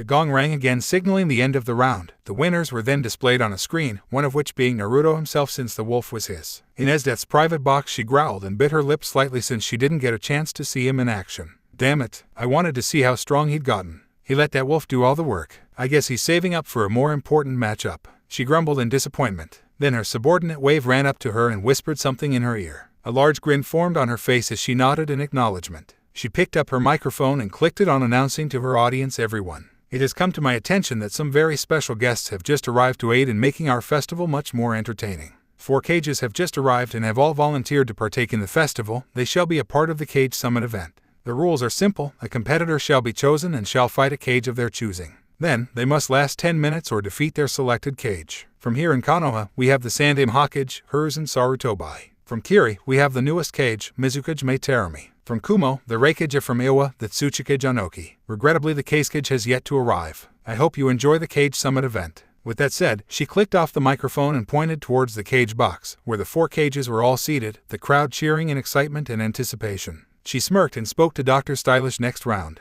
I want the Cage Summit event and Naruto to be selected." The doctor adjusted his glasses. "Not just yet. We can't let people get the idea that the selections are rigged and controlled. But I might have another idea around this to get the desired results for you." She crossed her arms and thought for a moment. She sighed, then grumbled, "Fine. Make it snappy." With a nod, the doctor rigged the roulette to land on a particular event type. Single duel. An event where 2 randomly selected shinobi shall duel head-to-head. Though in this case Naruto would be selected, his opponent would be randomized, however, from those of Jonin level or higher. "Excellent, doctor. Now get it going," yelled Esdeath in glee. The doctor nodded and pulled a lever to start up the roulette. It landed on the desired slot, causing Esdeath to announce out to the crowd, "Single duel." This one is pretty self-explanatory. A simple one-on-one fight between 2 shinobi. Absolutely anything goes. Even summons are acceptable. Now, our first contestant is Naruto Uzumaki, representing himself. And his opponent. "Who's this Jiraiya guy?" she asked at the end when she saw the randomizer results. Naruto sighed and took his place on the arena floor. Again, Hami-chan yawning and sitting off to the sidelines in case he needed her. An older man came running onto the field and shouted up at Esdeath, who is Jiraiya. "I am the author of the Ikadika series. The man that women bow before. The man who is the envy of all ladies' men. I am Jiraiya, the Toad Mountain Sage." The general looked down at him for a few moments, then spoke into the microphone she was holding. "Never heard of you. Who are you supposed to be again?" At this, the entire crowd laughed at the Sanin's expense. The frog user grumbled about those who had no respect for him, then turned to face the blonde who was casually cleaning out his ear with his pinky. "Look, Gaki, I know what happened to you 2 years ago. Revenge won't solve anything. Conquering Konoha won't help you feel better." The Sanin spoke as though he were trying to appeal to the blonde's better nature. "Conquer Konoha? Oh wait, I did threaten to declare war 2 years ago.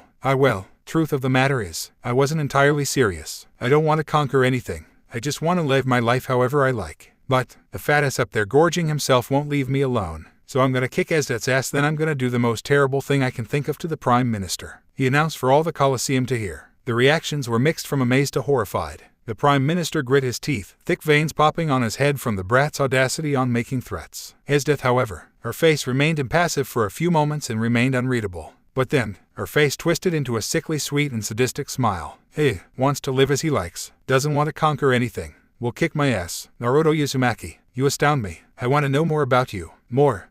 Show me more of that exquisite fighting spirit of yours. You make me feel alive," she screamed in her mind, her heart racing in excitement at seeing her Naruto-kun show off a bit. Wait, her Naruto-kun. Yes, he would make an ideal mate for her. She could feel it, in her heart and in her loins. There was no one else that could make her feel this way. The gong rang, signaling the start of the match. Jiraiya got into a readied stance and spoke. "You could forfeit, you know. I am an S-ranked shinobi." Naruto chuckled and spit back, "Your S-rank standards have seriously dropped." The quip made the Sanin's face flush red from anger, and prepared a Rasengan in his hand. The blonde recognized the technique and smirked, then formed his own Rasengan. "Why, how, where did you learn that?" "That's an original jutsu by the Yondaime," shouted the frog Sanin in a mix of anger and astonishment. Naruto merely chuckled and replied, "Wouldn't you like to know?" He glanced over at Onibaba, who was sitting in a lotus position, one of her violet eyes twinkling from her mask's eyeholes. Jiraiya snorted and charged the blonde. The whiskered teen merely stood there with a smirk, then spoke. "Armament, black Rasengan." His hand formed into an Inkai black color and his Rasengan followed suit, becoming an orb of black with a small bit of white in the core. The 2 orbs of chakra collided together, forming a powerful shockwave that was felt by several rows of spectators. Jiraiya's Rasengan was destabilized by the black one, causing it to implode, sending him flying across the arena. Just as soon as he regained his footing, Naruto had already covered the distance and kicked him in the groin. Many of the male spectators subconsciously clenched their legs together while cringing. Many female Kunoichi cheered at what the blonde had accomplished, and they secretly hoped at least one or both of the frog Sannin's balls had popped. Wow, bit unorthodox, but it is anything goes, commented Esdeath in amusement as she adjusted her cap. Jiraiya used every ounce of his willpower to keep from passing out. Naruto, however, retracted his leg from the Sannin's groin before a dark spot appeared in the frog user's pants. Oh my god, he pissed his pants, yelled one Anko Mitarashi with a cheer, winking and blowing a kiss at Naruto for his accomplishment. Jiraiya, however, was not amused. You little shit, I won't forgive you for this. I'm gonna go all out now. He growled and flew through hand signs until he summoned two small elderly-looking toads on his shoulders. Oh great, you summoned a pair of frogs. I'm terrified, spoke the Jinchuriki with a large cheeky grin. Frogs, how rude of you. We are toads, yelled the male toad on the Sannin's shoulder, who felt completely insulted at being called a frog. Naruto scoffed, then quipped, frogs, toads, big whoop. I don't care what you are. You both live in ponds and you eat flies for a living. Besides, frogs have got nothing on a wolf. The blonde yelled at the end while pointing to Ami-chan, who barked in appreciation for her master's acknowledgement of how cool wolves were, especially if they knew martial arts. A dark cloud of gloom fell over the two elder toads as they muttered in unison, kids got a point. Oi, ma, pa, don't listen to that asshole. Now back me up so we can teach this brat a lesson. The Sannin yelled so they may start assimilating nature chakra for him. The two toads sighed and began to absorb nature chakra. Oh, I get it now. You're planning on using Sage Mode. I heard about that. To initiate it, you got to absorb nature chakra, but you can only do it while perfectly still. To counter that, you have those two sit on your shoulders so they might absorb it for you. Not bad, but no dice. I'm not gonna give you the chance. Naruto yelled and dashed forward, ripping the two toads off of the Sannin's shoulders before he could react. The two toads struggled in the blonde's grip as he chuckled and spoke with a dark smirk. This is the best you have to offer me. Seriously, I fought battle-hardened Kunoichi, an entire village worth, in fact, day after day after day. I literally had to single-handedly fight off an entire army. And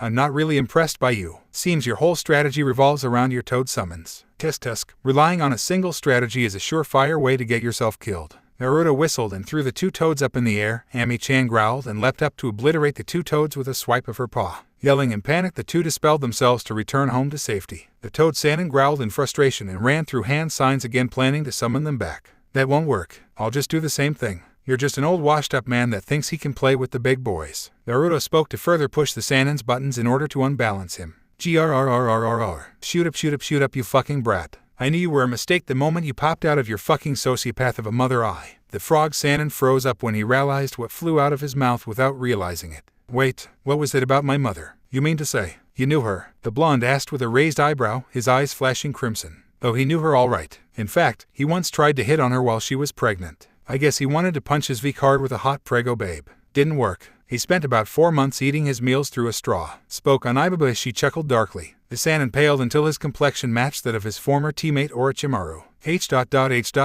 How did why you know about that? Asked the self-proclaimed super pervert in a tone that had horror dripping off of his tongue. Oh, I know lots of things. Naruto-kun, be a dear and end this pervert's life if you can help it. It's not like his life holds any meaning since he spends his days writing porn. It's not even good porn. The Hanya-masked woman spoke in a malicious tone. Hey now, my life has meaning. I run a spy network for Konoha, screamed the Sannin as though he were trying to reassure himself of his own non-existent value, which you haven't really done anything with. Suwu, what is it you're famous for again? Losing a 3-on-1 fight against Hanzo. At least Tsunade has earned her reputation due to her medical expertise. Orochimaru is famous for going rogue and developing his thrice-damned curse mark. But you're just riding their coattails. You Jiraiya of the Sannin. You are worthless, the masked woman spoke as she deliberately belittled the Sannin with sadistic glee. Something snapped inside the Sannin as he screamed out in rage, shut up. I am Jiraiya of the Sannin. I trained the Yondaime himself, and I will not be mocked by some masked whore and the bastard child of a sociopathic Kunoichi. He flew through his hand signs in a frenzy, then he summoned the boss of the Toad Summons, Gamabunta.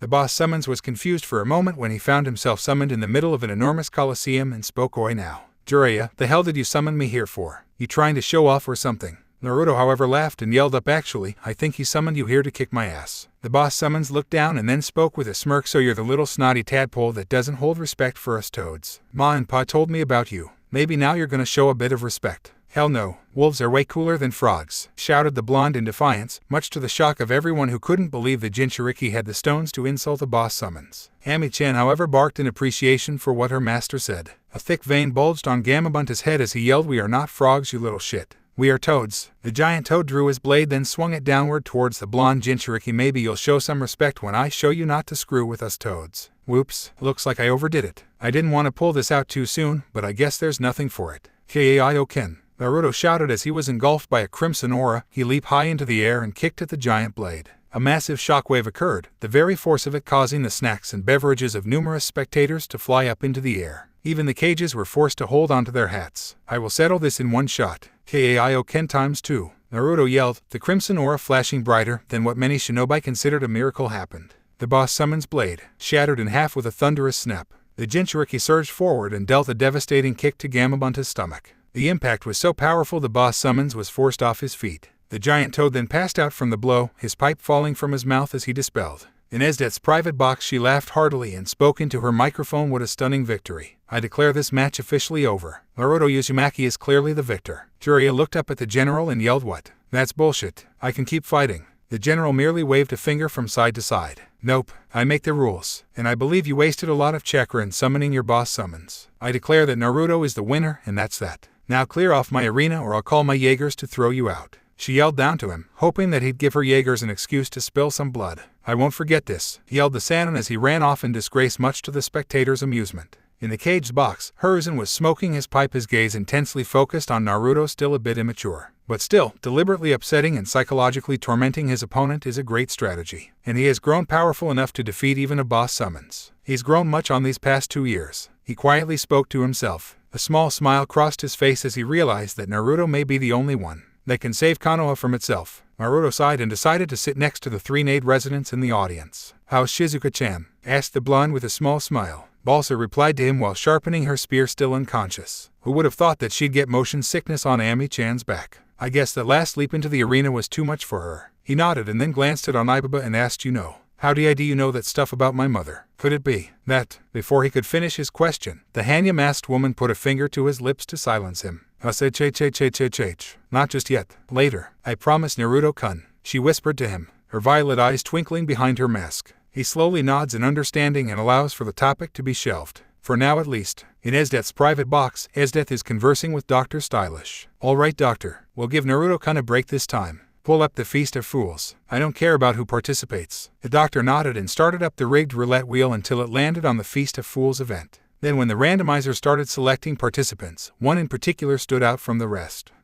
That's odd. It would seem that one Leon has been chosen. Say again, doctor. I knew we have already registered Naruto-kun and his friends into the system, but they aren't supposed to be selected until after they arrive. There must be a malfunction, spoke the general as she adjusted her cap. No, there's no malfunction. It says here that she has arrived and presented her golden ticket. The doctor spoke as he tried to troubleshoot the problem. Then where is she? Yelled Esdeath in irritation, not appreciating that her festival is being halted because of some technical error. Then for some reason a beat began playing from the speakers in the arena. The hell, is that a soundtrack we registered? Asked the general as she found herself tapping her foot to the beat. Hoy, look, there's someone up there, shouted a random civilian as he pointed up towards the top of the Colosseum. The others all looked about until they spotted a female figure standing up high. The figure tapped her foot and then began to rap into a stolen microphone. Yo say ho. This one goes out to my special one. My special honey bun. Yo, know my fame, know my game, know my name, don't be lame. The name's Leon, da rappin' feline fighter, and I've got your number, son. I'm here to participate in this slaughterfest and prove that the gang night raid is the best. Hey Esdeath, you bitch, I got a nice pitch. You best say a prayer cause Naruto is gonna be your slayer. And he's gunning for you, so you best sit tight while he makes all things right. Yo, freedom isn't free, that's a guarantee, but you best remember that the notion of a victory is not contradictory. Thanks for listening to my beats. Now hold on to your seats cause Leon's here to take the stage. When she finished rapping, she dropped her microphone and the soundtrack stopped playing. Wow, now that's an entrance, spoke Esdeath in amusement. A grin stretched across her face because she knew this tournament was going to be very interesting. This might be the most fun she's had in years. Boy, look, there's someone up there, shouted a random civilian as he pointed up towards the top of the Colosseum. The others all looked about until they spotted a female figure standing up high. The figure tapped her foot and then began to rap into a stolen microphone. Yo say ho. This one goes out to my special one. My special honey bun. Yo, know my fame, know my game, know my name, don't be lame. The name's Leon, da rappin' feline fighter, and I've got your number, son. I'm here to participate in this slaughterfest and prove that the gang night raid is the best. Hey Esdeath, you bitch, I got a nice pitch. You best say a prayer cause Naruto is gonna be your slayer. And he's gunning for you, so you best sit tight while he makes all things right. Yo, freedom isn't free, that's a guarantee, but you'd best remember that the notion of a victory is not contradictory. Thanks for listening to my beats, now hold on to your seats cause Leon's here to take the stage. When she finished rapping she dropped her microphone and the soundtrack stopped playing. Wow, now that's an entrance, spoke Esdeath in amusement. A grin stretched across her face because she knew this tournament was going to be very interesting. This might be the most fun she's had in years. Chapter 6, 2 years later. The results of training. After that grand entrance performed by Leon, the blonde girl followed her nose directly to Naruto. He was waiting with a large wolf and 3 other females she didn't recognize. Naruto. She screamed in delight and ran up to him, wrapping him in a hug and pressing her sizable bust against his chest. Hey Leon, I enjoyed the show. Where the heck did you learn to rap like that? He asked while enjoying the feeling of her bust and the hug. The feline fighter scratched her cheek and replied, long story. I picked up a few beats from my teacher. I saw your match. Friggin' awesome. By the way, once things have settled down, we need a serious talk. She spoke at the end in a more somber tone. The Jinchuriki nodded, remembering the fateful night his friend nearly lost her life and how she had practically confessed to him. Understood. We'll take things one day at a time, Leon. We'll sort things out. Hey look, the roulette is starting. The blonde pointed out while wondering what event it would land on. Oh man, I hope I get to fight somebody, commented Leon, who was ready to cut loose on some unfortunate shinobi. However, the roulette landed on an event label Feast of Fools from Esdeath's box. She clicked on her microphone and announced, our next event is the Feast of Fools. As the name might imply, it's pretty straightforward. It is, in essence, an eating contest, but with a twist. The contestants shall compete by selecting various portions of food scattered about. The larger the portion, the more points you earn. Now here's the twist, while the larger portions are worth more points, they are also more likely to be poisoned. Whereas, the smaller portions are worth less, but less likely to be poisoned. Simple, right? The contestants are to eat as much as they can, without dying. Also, if a contestant pukes up their meal, they instantly lose all their points and have to start again. If a contestant feels they can no longer eat and wish to avoid losing their points, they can tap out and retain their points, but I must caution you that you cannot re-enter after tapping out. Oi, Naruto gets to fight somebody and I get a damn eating contest. That's not fair. I demand a do-over on that roulette. It is obviously rigged, yelled Leon in protest, steam coming out of her ears in frustration. Her demands were ignored as enormous food carts were wheeled into the arena. The appetizing look and scent of the various dishes shut down the blonde feline's protest. With a grin she activated her tegu, bringing out her animal features so that she might smell which of the larger portions were poisoned. Meanwhile, Esdeath's eyes wouldn't leave the sight of Naruto. A blush crept across her face as she furiously scratched at her scarred cheek. The scar the Jinchuriki had planted on her was burning hot and tingling. She couldn't stop scratching. Her loins were burning and making a damp spot in her panties. Her breathing was ragged as well. She wanted him, needed him, and she wanted him now. She grinned and spoke to her subordinate Run-san. Could you bring Naruto-kun to me? Gently, if you please. If I find a single scratch, bruise, or hair out of place, then I shall turn you into a pork roast. The former teacher shivered in horror and used his tegu to form wings and head down to Naruto's spot. Esdeath, however, got up from her seat and walked into a dark hallway. A twisted smile on her lips, she'd need to prepare for her meeting with her Naruto-kun. Meanwhile, Leon was chomping away on the larger portions of food, her nose guiding her to what was and wasn't safe to eat. A few people had already tried getting at the larger meals and ended up dying of poisoning, causing the others to revert to the less risky smaller portions. Man, this isn't even a competition for me. This is way too easy, complained Leon with a scowl, this event being excruciatingly boring for her. After devouring the last of the larger portions of edible food, she let out a belch and tapped out, using one of her claws like a toothpick. She then saw Naruto conversing with some guy with wings. She recognized him as one of Esdeath's people. She saw Naruto nod his head and follow the winged guy someplace. Be safe, Naruto-sama. Be safe, she quietly prayed. Minutes later, I gotta say, Naruto-san, I wasn't expecting you to come so easily, commented Run with a small smile. The Jinchuriki merely shrugged and replied, you don't seem like a bad guy. Plus I knew I'd have to meet Esdeath sooner or later. At least now I can see what she wants with me. I can't wait to fight her again. The Jaeger frowned and spoke, Naruto-san, I suggest you mind your attitude. General Esdeath is a force of nature. Naruto merely smirked and quipped, so my Run couldn't help but notice the pure confidence in the boy's voice. At last they arrived at Esdeath's private suite, hidden behind her personal box in the Colosseum.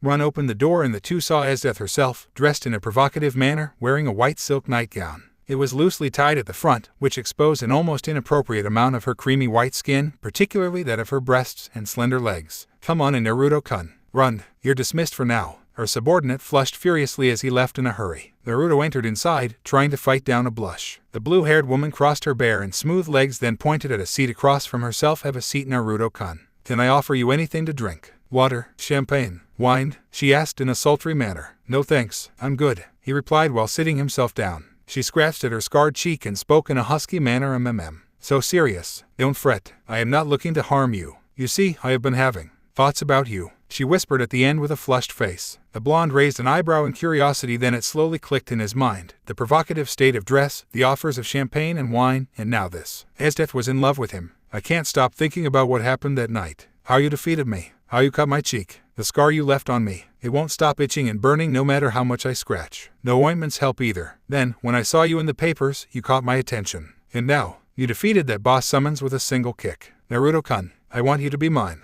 All of you. I can offer you anything your heart can possibly desire. Money, land, your own clan compound, whatever you want. Name it, and it's yours. I can already imagine us, in copulation, mixing our genes together to make a genetically superior soldier. Naruto-kun, just be mine and I shall conquer the world in your very name. I'll even offer your little friends amnesty. All you have to do is say yes. She ranted, looking at him with desire, almost objectifying him as she plants a foot on his crotch, teasingly rubbing a growing erection. She was clasped the zipper between her toes and sensually pulled it down, but about midway, he stopped her. Anything I want. What if I wanted the Uchiha clan scratched off the records? He asked with a large grin. She blushes as she replies, then I shall erase their very existence. History books shall burn, tombstone names scratched out, records of their members and families shredded. They shall be forgotten by the world. What if I wanted to build my very own clan? He asked while rubbing her foot in his hand. Then I shall find you the most desirable females for you, so you may impregnate them with your seed, myself included, to birth the world's mightiest clan ever. She answered with a light moan as her foot relaxed in his hand.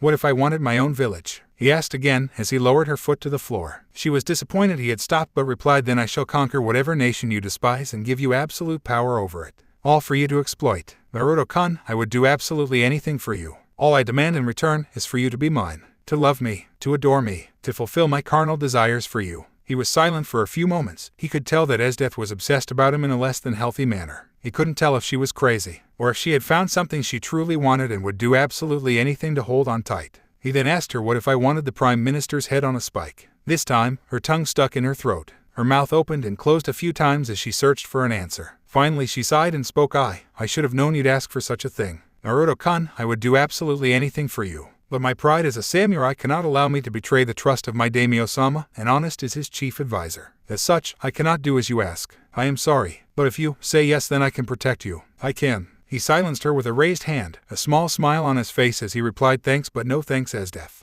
I can't commit to a relationship with somebody who can't decide on where her loyalties lie. If you truly loved me, you'd be skewering Honest without so much as batting an eye. One thing I expect from a girlfriend is loyalty. There's no way you can balance your loyalty to me and your child daimyo. Sorry, Esdeath, but I can't see us happening until Honest is dead. With a snarl she grabbed him by the collar of his shirt and yelled out, you're saying no to me. No one denies me. No one. I will have you, Naruto Uzumaki. You will be mine. You are going to love me. Naruto merely smacked her hand away and walked out without another word. Esdeath was stunned, the world twisting around her as she felt something she never had before. Rejection and heartache. She felt like her heart had shattered into hundreds of pieces and were then stomped on into dust. She fell into a sense of depression and broke open a bottle of the hard stuff. The really hard stuff to numb the pain in her chest. The liquid burned down her throat, but no matter how much she drank, the throbbing pain in her heart only deepened. Angered, she threw the bottle and smashed it against the wall. She growled angrily and threw on her military uniform, her trademark cap placed on her head. At this point Dr. Stylish came in and announced, good news, General. Mine Haruno has just arrived and turned in her golden ticket. He then noticed something was off about the general. She just stood there, shaking. General, something wrong. You're shaking. Esdeath bit her lip, the wheels clicking and whirring in her mind. Finally, she came to the conclusion that Naruto wasn't interested because all those female friends of his were no doubt desiring his attention. They wanted to sabotage her and her Naruto-kun's happiness. I won't let them have you. I'll obliterate them from existence. I'll kill them and then me and my Naruto-kun can be happy. I can make him happy. Yes, those sluts trying to take him from me will be a forgotten memory. She whispered to herself as she frantically clawed at her scarred cheek, her nails scraping at the skin and threatening to draw blood. Esdeath, General, this unstylish manner isn't you. The doctor commented nervously, not liking this new development. Ever since that night 2 years ago, he could almost swear Esdeath was mentally declining due to her newfound obsession. Now he is fearing that Naruto's return has truly driven her to madness. Mine is here. That pink one sir you mentioned. I see. Set her up with a cage duel. Let's see her battle one. The general ordered with a malicious grin. What? A cage battle? But it's still too soon. A stylish performance requires. The doctor tried to protest but was silenced by Esdeath bringing her rapier to his throat. A fearsome aura surrounding her, giving off the chilling feeling that the doctor had a foot in the grave. I don't care. Do as I say, or I'll kill you. She spoke in a chilling manner. The doctor could only nod and obey at this point. The general's anger was soon replaced by sadistic glee. She began to sensually lick at her rapier with a flushed expression. "Oh Naruto-kun, if I want something but can't have it, then it makes me want it even more," she whispered to herself in a lustful manner. With Naruto. "Hey, where'd that guy take you?" asked Leon as she belched, her eyes narrowed at her fellow blonde. Naruto replied in a blunt manner to see General Esdeath. Leon's eyes widened to dinner plates. She grabbed the Jinchuriki and began to frantically look him over, the whiskered teen surprised by this display. "What did she do to you? Did she hurt you?" the feline fighter asked in a worried tone. The Jinchuriki was genuinely touched by her concern. It was evident that she still had feelings for him. String feelings at that. He gave her a small smile and answered, "No, I'm fine. Esdeath tried to offer me a deal. She has fallen hard for me. I think I have a bona fide yander after me." Leon's sweat dropped and commented, "Wow, really? You have a yander, and it so happens to be General Esdeath, our archenemy. You just can't catch a break, can ya?" The Jinchuriki could only shrug his shoulders. Then out the corner of his mind, the roulette started again. This time it landed on a cage battle event. The two blondes wondered who the lucky participant would be. Then it landed on mine Haruno in the Sandame Hokage, Saruto by Hiruzen. "Wait, mine is here," yelled Leon in surprise. From behind them a voice spoke, "Fufu. But of course I'm here. Unlike you, Leon, I don't need to show off with a grand entrance. I'll let my new skills do all the talking." The two blondes turned and were greeted by the sight of mine, her Tegu pumpkin in her arms as she twirled a lock of her pink hair. "Mine, I'm so happy to see you again," yelled Naruto with a large grin on his face. He proceeded to hug the pink-haired girl, but she pinched him on the cheek, a large scowl on her face. "You big dummy, do you have any idea how worried I was about you? I'll never forgive you for that. Never," she yelled at him, but despite her angered tone, both blondes could tell that was tsundere talk for "I missed you, you lovable idiot." She released the Jinchuriki from her grip and grinned at the roulette results. "I guess it's time for Mine-sama to take the stage and show off my new skills." With that she made her way towards the arena. In the Hokage box, Hiruzen, now sporting his battle armor, leapt down to the arena. "I'm getting too old for this, but maybe it is time I test the younger generation's mettle," he spoke to himself with a small smile. His smile widened further when Mine herself got into a battle-ready stance, her posture showing no signs of openings. "I hope you didn't squander those 2 years of training, Haruno-san," the Sandame commented with a smirk, his adamantine staff appearing in his hands. "Fufu, don't underestimate me because I'm a cute girl. I've gotten a lot stronger. My property had best watch and see Mine-sama's greatness," she quipped as she patted some type of large scroll that was tied to her back. The Sandame's eyes narrowed slightly. Was it some kind of summoning scroll, or a containment scroll? He couldn't tell, but he guessed it must hold something nasty in there. In Esdeath's private booth she was in her seat, cold menacing eyes glaring down at the pink-haired girl, a fierce jealousy burning in her heart as she signaled for Dr. Stylish to ring the gong. The gong once again rang with a thunderous boom, signaling the start of the match. Hiruzen stood his ground, waiting for Mine to make the first move, since he didn't know her fighting style or strategies. The pink-haired girl unfurled the scroll a bit and yelled out, "Summoning, little teddy brigade." From her scroll, puffs of smoke appeared, revealing 1.5 foot tall, gray teddy bears wearing bowler hats. From the audience, many girls squealed about how cute the teddy bears were, while many males scoffed, thinking it was some kind of a joke. In the audience, one balsa was still trying to revive Shizuka. The spear wielder couldn't help but comment, "I don't get it.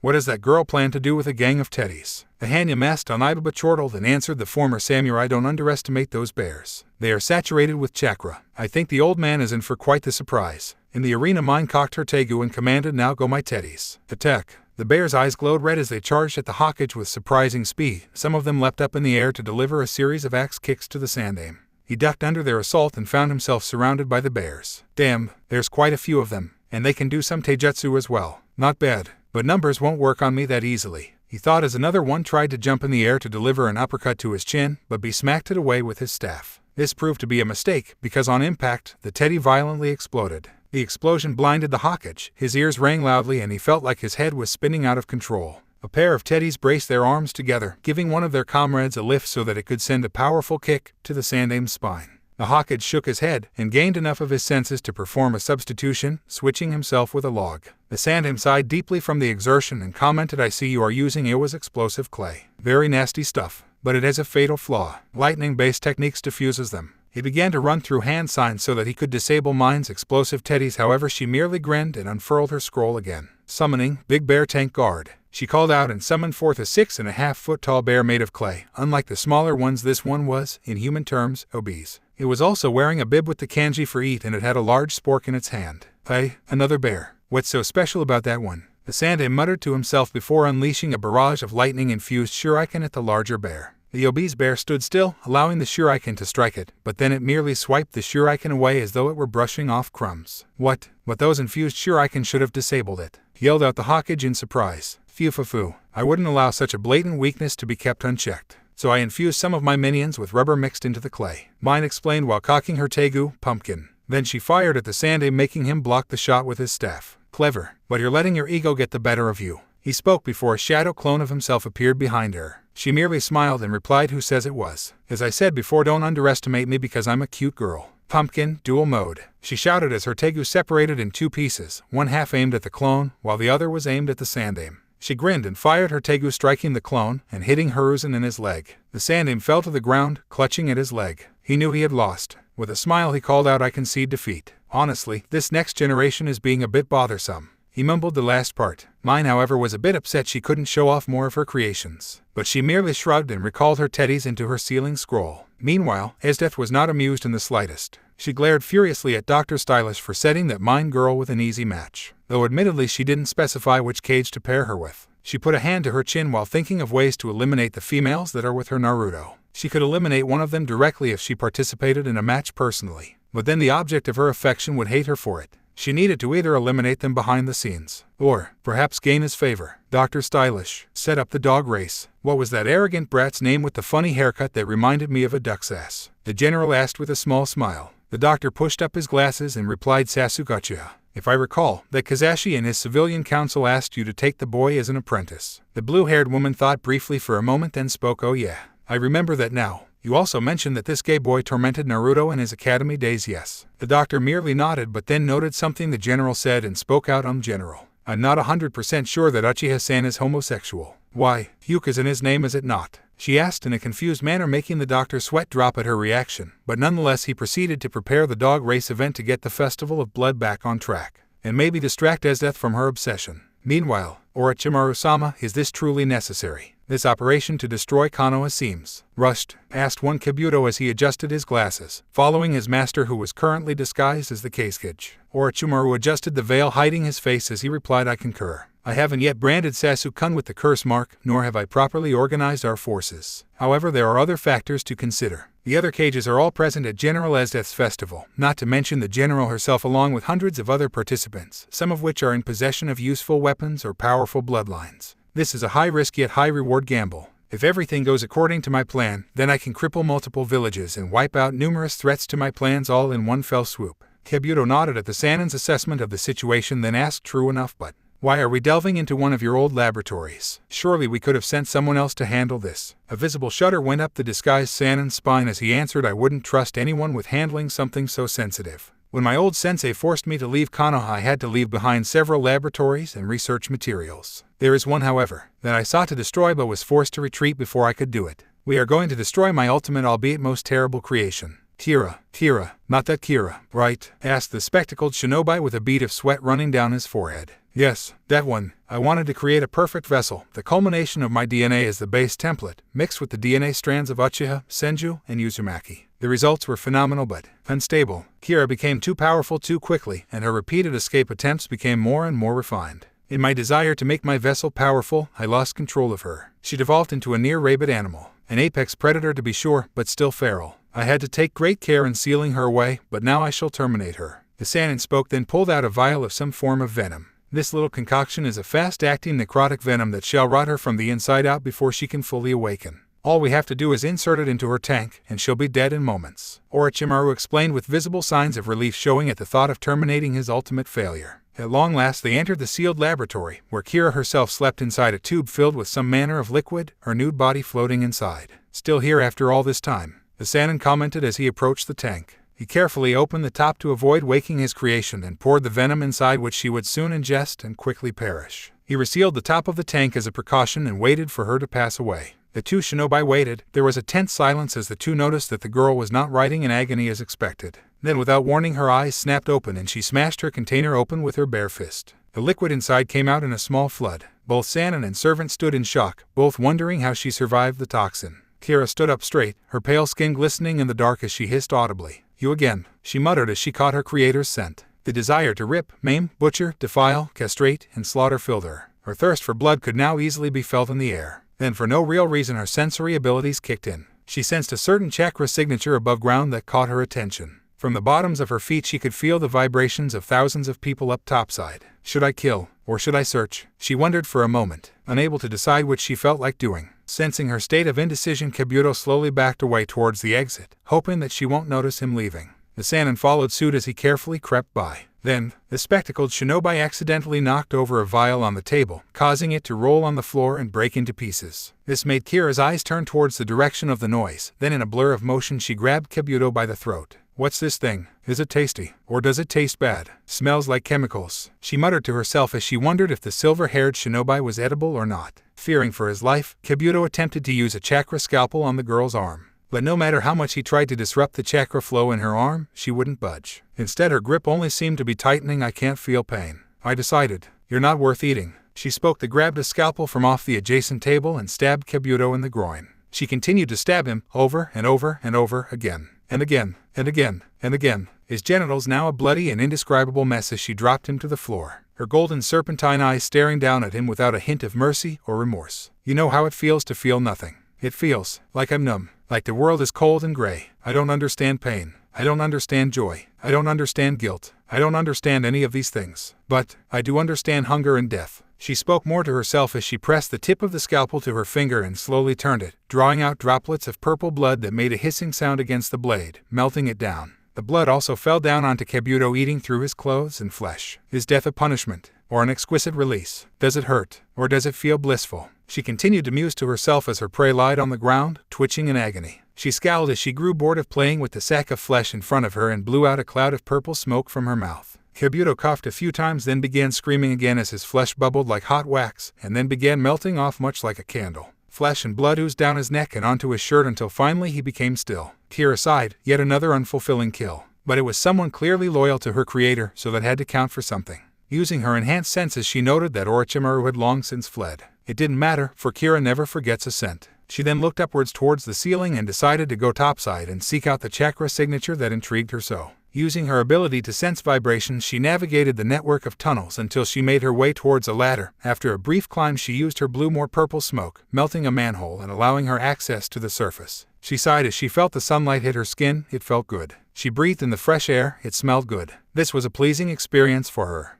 Excuse me, are you all right, MS?" asked a female voice behind her. Kira turned and saw it was a spectacled woman that was guiding a group of children. The woman adjusted her glasses and spoke. "My name is Suzyum. Who are you? What happened to you? Where are your clothes? And what's with that blood? Were you raped or robbed or something?" the female Chunin asked frantically. The pale girl said nothing. This woman was already proving to be a severe annoyance to her. Her chakra sensory told her the one she sought was somewhere in the gigantic Colosseum. "There, I want to go there." She spoke more to herself while pointing towards the structure. "Come on, One-chan. You can come with us," spoke a small girl who was seemingly ignoring Kira's nudity. "Yeah, we were on our way over there too. You should come," spoke a small boy as he took Kira by the hand, his eyes locked onto her serpentine ones. "Now children, this is serious. This girl might be in trouble." Suzyum spoke but found herself trailing off as the academy students surrounded the girl, their voices carrying joy and laughter as they found themselves entranced by the stranger. Kira herself had never been exposed to such innocence, such purity. She found it amusing.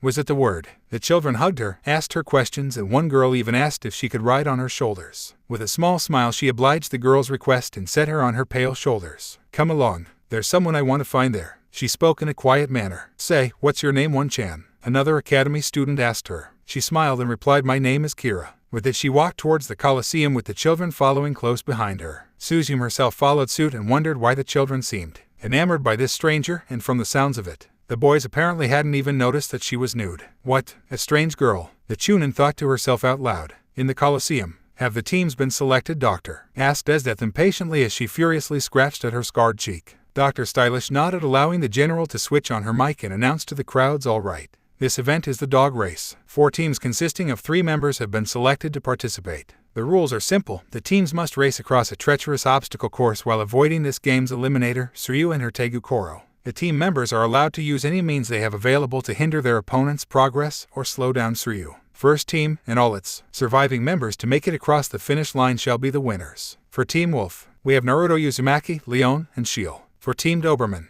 we have Kiba Inuzuka, Hinata Hyuga, and Shino Aburame. For Team Pitbull, we have Neji Hyuga, Tenten, and Rock Lee. And finally, for Team Poodle, we have Sasuke Uchiha, Sakura Haruno, and Sai. Several groups of people cheered that the Uchiha would be competing. Meanwhile, Naruto smirked at the chance to get some revenge against both Sasuke and Sakura. He could tell that Esdeath was most definitely rigging the games, but it seems in this case, it was in his favor. A small part of him wondered how genuine the general's feelings were for him. He put that thought to one side as he searched for his old friend Shiel. "Naruto-kun," squealed the voice of Shiel as she glomped him from behind, the purple-haired girl planting a quick kiss on his cheek making him blush. "Hey Shiel, when did you get here?" he asked her as he turned and hugged her back. "Just a few minutes ago." "Oh, I need to introduce you to Zabuza-san and Haku-chan later. I think you'll like them," she spoke while bouncing up and down from excitement. "Sounds good. Let's see, me, you, Leon, and mine. That leaves Akame, Bulette, Lubbock, and Chelsea. Ah well, they'll turn up later." He spoke as he did a quick head count. "I'm more than happy to participate in this match. I owe that Tsuyu girl twice over now." Shiel spoke as she brought out her Tegu and pointed it at her target. Said target riding on the back of her dog like Tegu with a wicked grin.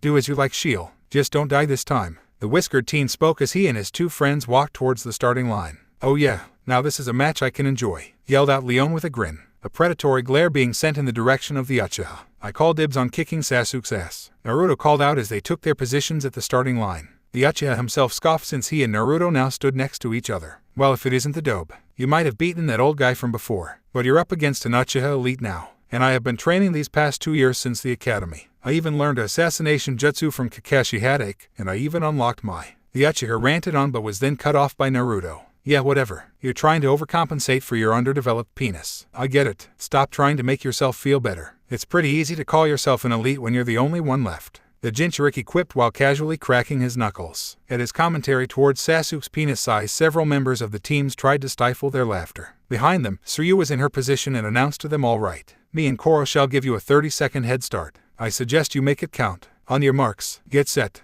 go." She screamed out, firing off one of her weapons to signal the start of the dog race. The teams dashed off towards the track where numerous traps lie in wait. Shiel, however, turned to face Tsuyu and her Tegu. The purple-haired woman pointed her scissor blade Tegu at her killer from her previous life and spoke, "Tsuyu, I shall defeat you and avenge myself." The Jaeger grinned at the challenge and shouted, "Fine by me. I killed before, I can do it again. Me and Koro-kun got stronger since last time. Let's settle the score then." "Yes, let's. And this time, I shall win. I will not run. I will not hide. I will not cower. My name is Shiel. I am a proud member of Night Raid," Shiel proclaimed, and then separated her Tegu in 2 separate scissors blades. From Esdeath's seat, a familiar chord was struck in her memory. Night Raid. The name sounded familiar, but she couldn't remember why. Regardless of this, the general knew that this match was going to be really interesting. The teams dashed off towards the track where numerous traps lie in wait. Shiel, however, turned to face Tsuyu and her Tegu. The purple-haired woman pointed her scissor blade Tegu at her killer from her previous life and spoke, "Tsuyu, I shall defeat you and avenge myself." The Jaeger grinned at the challenge and shouted, "Fine by me. I killed before, I can do it again.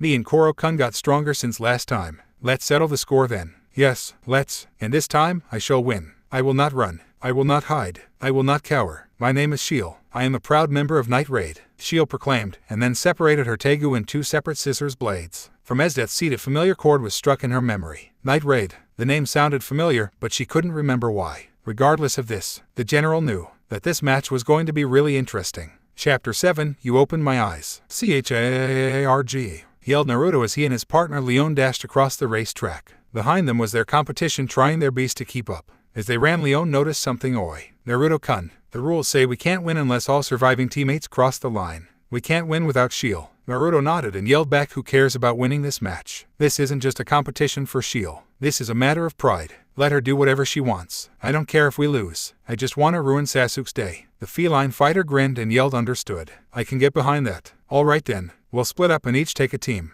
Even if Sasuke's in, I'll take another." With a nod, the two split up to hunt down their intended targets. With a grin, Leon spotted the team of Neji Hyuga, Tenten, and Rock Lee. She licked her lips and spoke to herself, "That'll work. They look strong." With Shiel, the sounds of gunshots rang through the air. Sparks flew about as Shiel deflected Tsuyu's bullets with one detached scissor blade, and fending off the fists of Koro with the other blade. During her training with Zabuza, she learned that her Tegu, Exdeath, was capable of more than just cutting through almost any material. It could also split apart into separate blades, which was useful in this situation since she had 2 opponents, Tsuyu and her Tegu, though their cutting power is somewhat reduced at this time. Tsuyu was on Koro's back, growling angrily. She couldn't get a clear shot like this, nor could her Tegu seem to land a solid blow on this damned girl. For some reason, a brief flash of recognition filled her eyes. She felt like she had seen this girl before, in another place, in another time. So very long ago, before their encounter in the woods 2 years ago. But why was this foreign memory coming to light now? She growled and shoved the memory to the back of her mind, focusing on the fight instead. "Koro,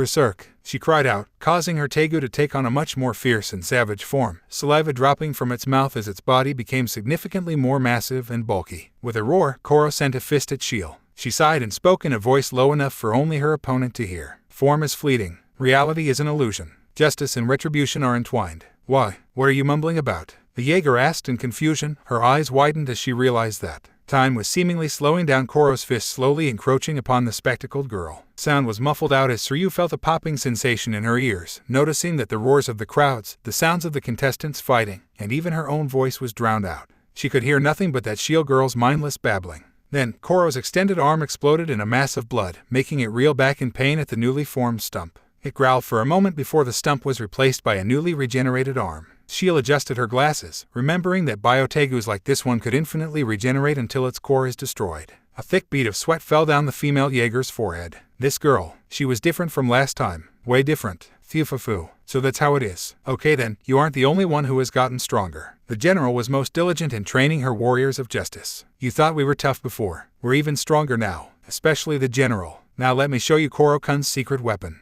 Wild Hunt Coro. Wild Hunt. With a growl, the dog-like Tegu spit out a glob of pink flesh and fur, making Shield wince in disgust. Then the bio-Tegu coughed up another, and another, and another, and even more until the space between the Jaeger and Night Raid Assassin was filled with them. Suddenly, the globs of flesh and fur formed into replicas of Koro, but they were all different, having varying splotches of exposed pink skin and flesh, and patches of different colored fur. Hey, it can make clones of itself, Shield asked out loud, not knowing that the bio-Tegu could do that. Fufu. That's right. This is Koro-kun's trump card. Go everyone, pray, shouted the Jaeger with a sadistic smile. Shield gripped her scissor blades tightly, but a sense of excitement filled her. All of her training lead up to this moment. She died once before, then she died again and was brought back by an unknown miracle. There was no way she would lose again. Esdeath's private box. The general watched in amusement as that Shield girl faced down Suryu. So far, that fight has been pretty even. But her main focus was Naruto, who seemed dead set to fight the Uchiha's team, if only for his own satisfaction. She incessantly clawed at the scar on her cheek, her nails leaving her cheek raw and tender, threatening to draw blood.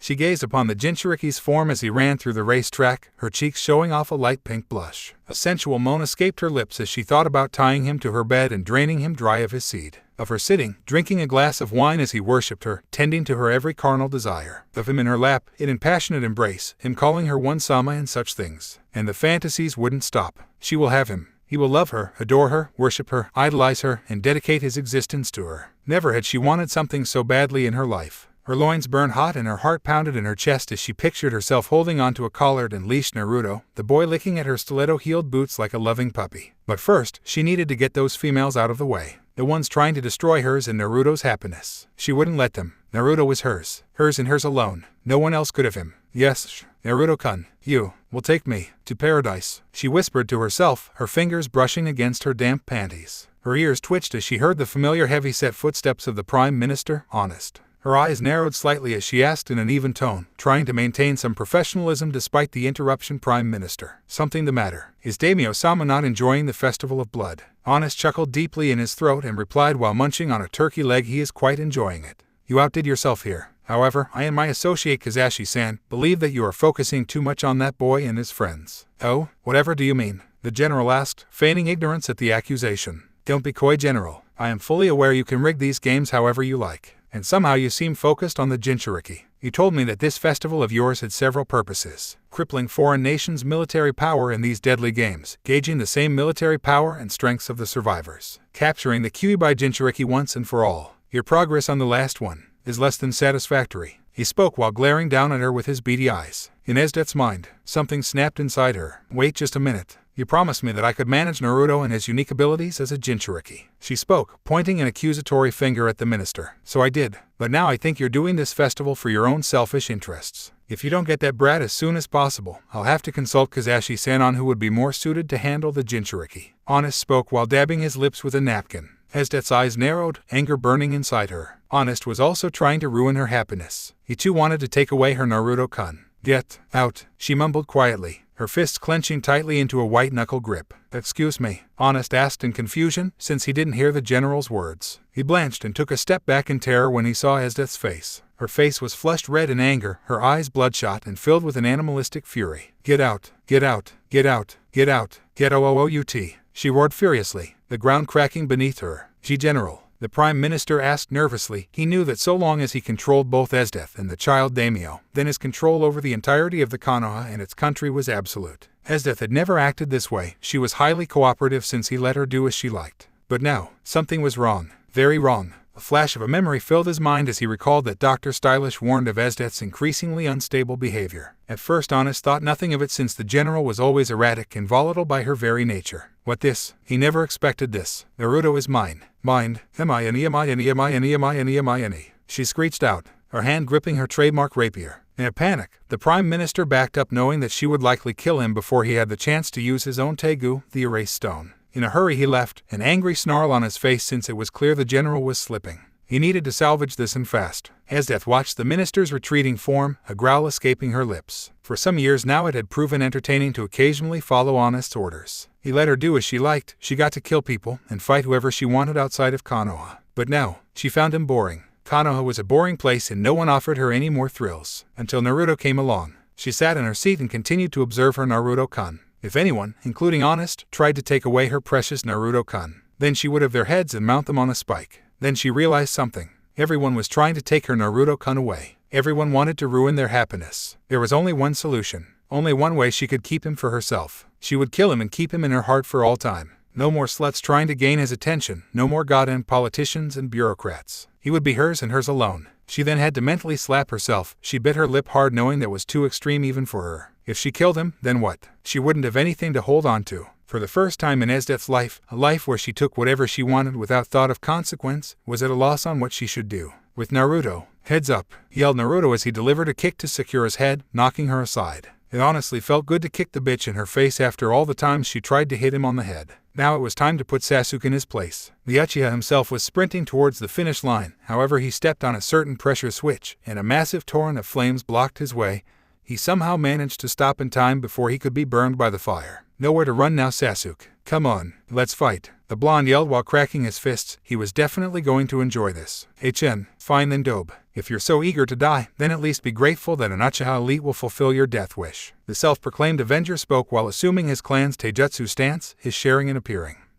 Pretty easy to call yourself an elite when you're one of the last ones, eh? That's okay though. This isn't the academy, and I'm not the same person. I had to fight off the feminine fury of Amazon like Kunoichi day and night for 2 years straight. I think you're in over your head here. Naruto spoke as he shoved his hands into his pockets. He then dashed forward in a blur of motion and delivered a powerful kick to the Uchiha's midsection. The Avenger struggled to stay on his feet from the force of the blow, spitting up some blood and saliva. Sasuke shook his head and regained his bearings. Performing a couple of backflips to gain some distance, he began to run through hand signs to form the Chidori. Oh, isn't that Kakashi's technique? How irresponsible of him to teach such a technique to someone so unstable. No matter, the blonde commented and began to form a Rasengan in his hand. The two charged at each other. Naruto grinned as grabbed Sasuke's outstretched arm, and then broke it, causing a sickening snap sound, the Chidori in his hand now fizzling out with a sputter. The blonde then slammed the Rasengan into the back of the Uchiha's head, causing the Avenger to pass out on impact from the blow. Blood escaped his ears and nose as he fell hard to the ground from the jutsu technique. I am not done tormenting you yet. Now let's see. Wasn't there one more? The blonde wondered as he threw the Uchiha to the side as though he were garbage. He leaned to the side, then grabbed a Tanto blade with his bare hand and spoke. "Ah, there you are. Gotta say, I heard the rumors you took on Esdeath 2 years ago.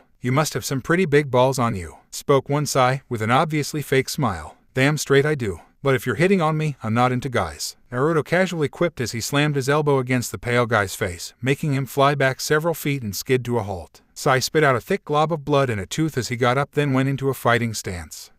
Well now, seems you're not a run-of-the-mill genin or chunin. Okay then, I can do with a distraction," Naruto spoke as he cracked his knuckles again. Though he was mildly disappointed he didn't need to use any of his more powerful techniques. Still, there were even tougher opponents ahead, namely General Esdeath. With Leon. "You wash, you're so youthful, Leon-san," yelled one Rock Lee as he has been exchanging blows with the feline fighter for the last few minutes. He had even removed his training weights to better fight her, and still she could keep up with him. "You're not so bad yourself, fuzzy eyebrows. Still, you can't keep up with me. I was on an island fighting freakishly huge animals with the strength of monsters. This is nothing," she yelled and delivered a right-sided kick to the taijutsu user. He blocked the strike with his arms but winced as the bruising on his arms was becoming more sensitive. If this kept up, she might break his limbs. "Come on, I'm not even using my Tegu," she yelled while sending a flurry of blows towards Lee. He couldn't block them all as one connected to his stomach and the other to his face, which sent him flying away. He shakily got up, wincing slightly from the pain as he muttered, "I didn't expect to meet someone so youthful. Leon-san, you must really care about your teammate Naruto-san, right?" The blonde woman nodded as she spoke. "Yes, I do. I love him and I would gladly sacrifice myself for him. I would do anything to make sure he lives a happy and joyful life." Her proclamation sent shivers down the taijutsu user's spine. "I see. Then, from one youthful fighter to another, I'm going all out," he shouted as he began to unleash the first 2 inner gates. "Oh, the 8 inner gates, eh? I heard about that. It is said if you activate the last one, then you'll die. Okay then, I won't hold back either," Leon shouted as she activated her Tegu, her animal features appearing as she got into a ready stance with a large grin. "Come at me however you like," she shouted eagerly. In a blur of motion, he sent a blow to her stomach, but she blocked it with an open palm strike. A feral grin appeared as she blocked every blow he sent her way. While the inner gates was a powerful weapon, especially for taijutsu users, the technique held many risks. Leon knew that the best way to defeat Rock Lee was to allow him to burn himself out. He tried to land a solid blow on her, but he just couldn't do it. He was amazed she could keep up with him while he used the inner gates. Still, time was his enemy now, so he needed to finish this quickly. He sent a left-sided kick to her head, but she ducked underneath it, then dealt a crushing uppercut to his face, which sent him back a few feet. Shrugging off the blow, he sent a punch to her stomach, but she dodged it by stepping to the side. Then she grabbed his arm and threw him over her shoulder and into the ground. The impact against the floor caused a series of spiderweb cracks to appear. Lee panted for breath since the wind was knocked out of him, and he was rapidly running out of time. In a last-ditch effort to cripple the blonde woman, he appeared behind her, preparing to use the hidden lotus. However, before he could initiate the technique, she disappeared from view and reappeared behind him. She thrust her hand forward and pierced him from behind with her claws. "Sorry, Lee-san,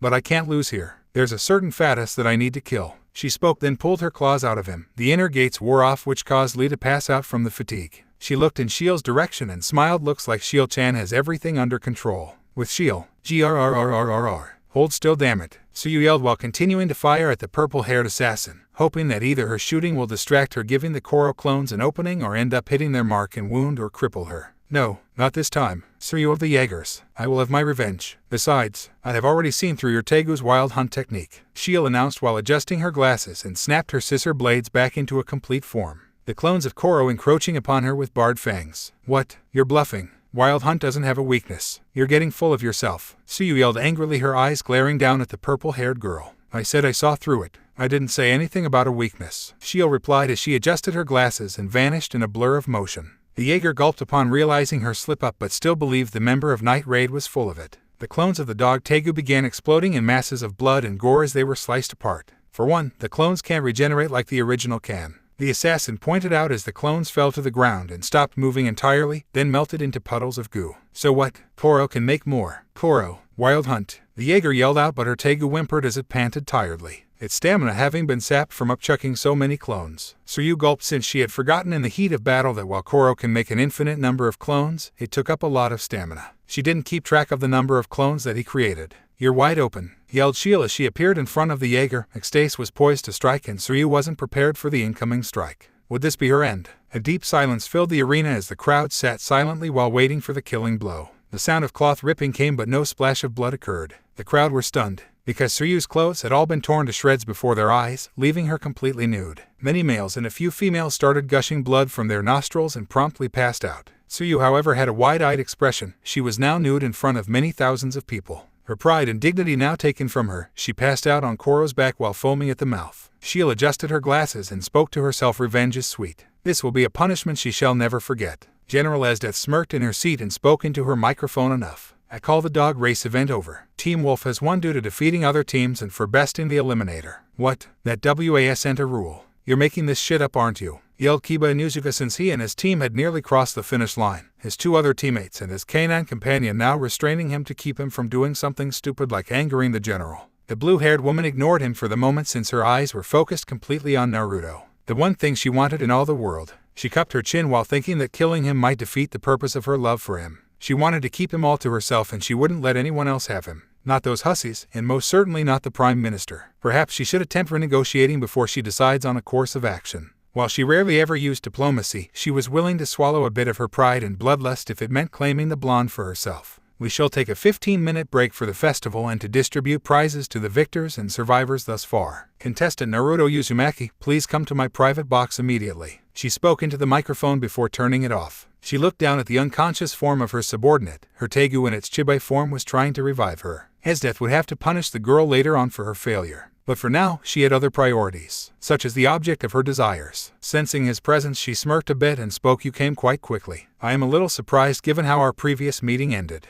Figured I'd hear what you had to say. Naruto spoke in an even and professional tone, showing that he was willing to give the general the benefit of the doubt. My previous offer still stands. Amnesty for you and your friends in exchange for your eternal loyalty and love. She spoke without looking at him, fearing that if she faced him then she wouldn't be able to hold off her more base instincts. Tempting. But like I said before, I'm not interested so long as you're working for honest. The blonde answered coolly, the very name of the Prime Minister putting a foul taste in his mouth. He didn't work this hard in his training to be shackled by a fat ass that was nothing more than swine. I am trying to save you, damn it. The general roared as she jumped from her seat and turned to crash her lips against his. The crowds all cheered. Her jaw dropped at the display since they could still see everything despite not understanding the situation. Elsewhere, the Prime Minister looked on, wondering what the general was up to. Was she making her move? Save me, was the only intelligent reply Naruto could produce from his mouth. The brunette nodding in confirmation to his question. Worry and determination was written all over her face. Naruto-kun, you don't fully understand the situation you're in. The Prime Minister wants you enslaved because of your power as a Jinchuriki. I was meant to be the one to hold onto your leash, but now he's not going to follow on that promise unless I do something about you. She warned him in a grave manner, hoping that she might get through to him. Oh, I see. You aren't a bad person then. Not entirely at least. He commented with a broad smile. The general's eyebrow twitched at how casually he was handling this. Was he not concerned at all? That's not important right now. If you refuse my deal again, then the entirety of Konoha will become your enemy, including myself. If you accept, then I can keep you safe. And she tried to explain but was cut off by Naruto, who gently placed a hand over her mouth. A serious look in his eyes as he answered, try as you might, you really think the Prime Minister gives a damn on what you want? Soon as you cease being useful to him, then he'll turn against you. The blonde spoke with a frown. The brunette raised an eyebrow at his statement. There was truth to it, but she could still make this work, right? She gently pulled his hand away and spoke to him in a tone of regret. I see. You have already made your choice. You're such an idiot to continue defying me. Maybe I am, but even an idiot like me needs to have principles. You can still walk away from this and join me instead. The blonde offered, extending his hand out to her with a small smile. The general seemed to be considering offer for a brief moment, then shook her head. No, that's not how it works. I only follow those who are strong. Konoha is the strongest of the nations, and the daimyo is the highest authority in Konoha.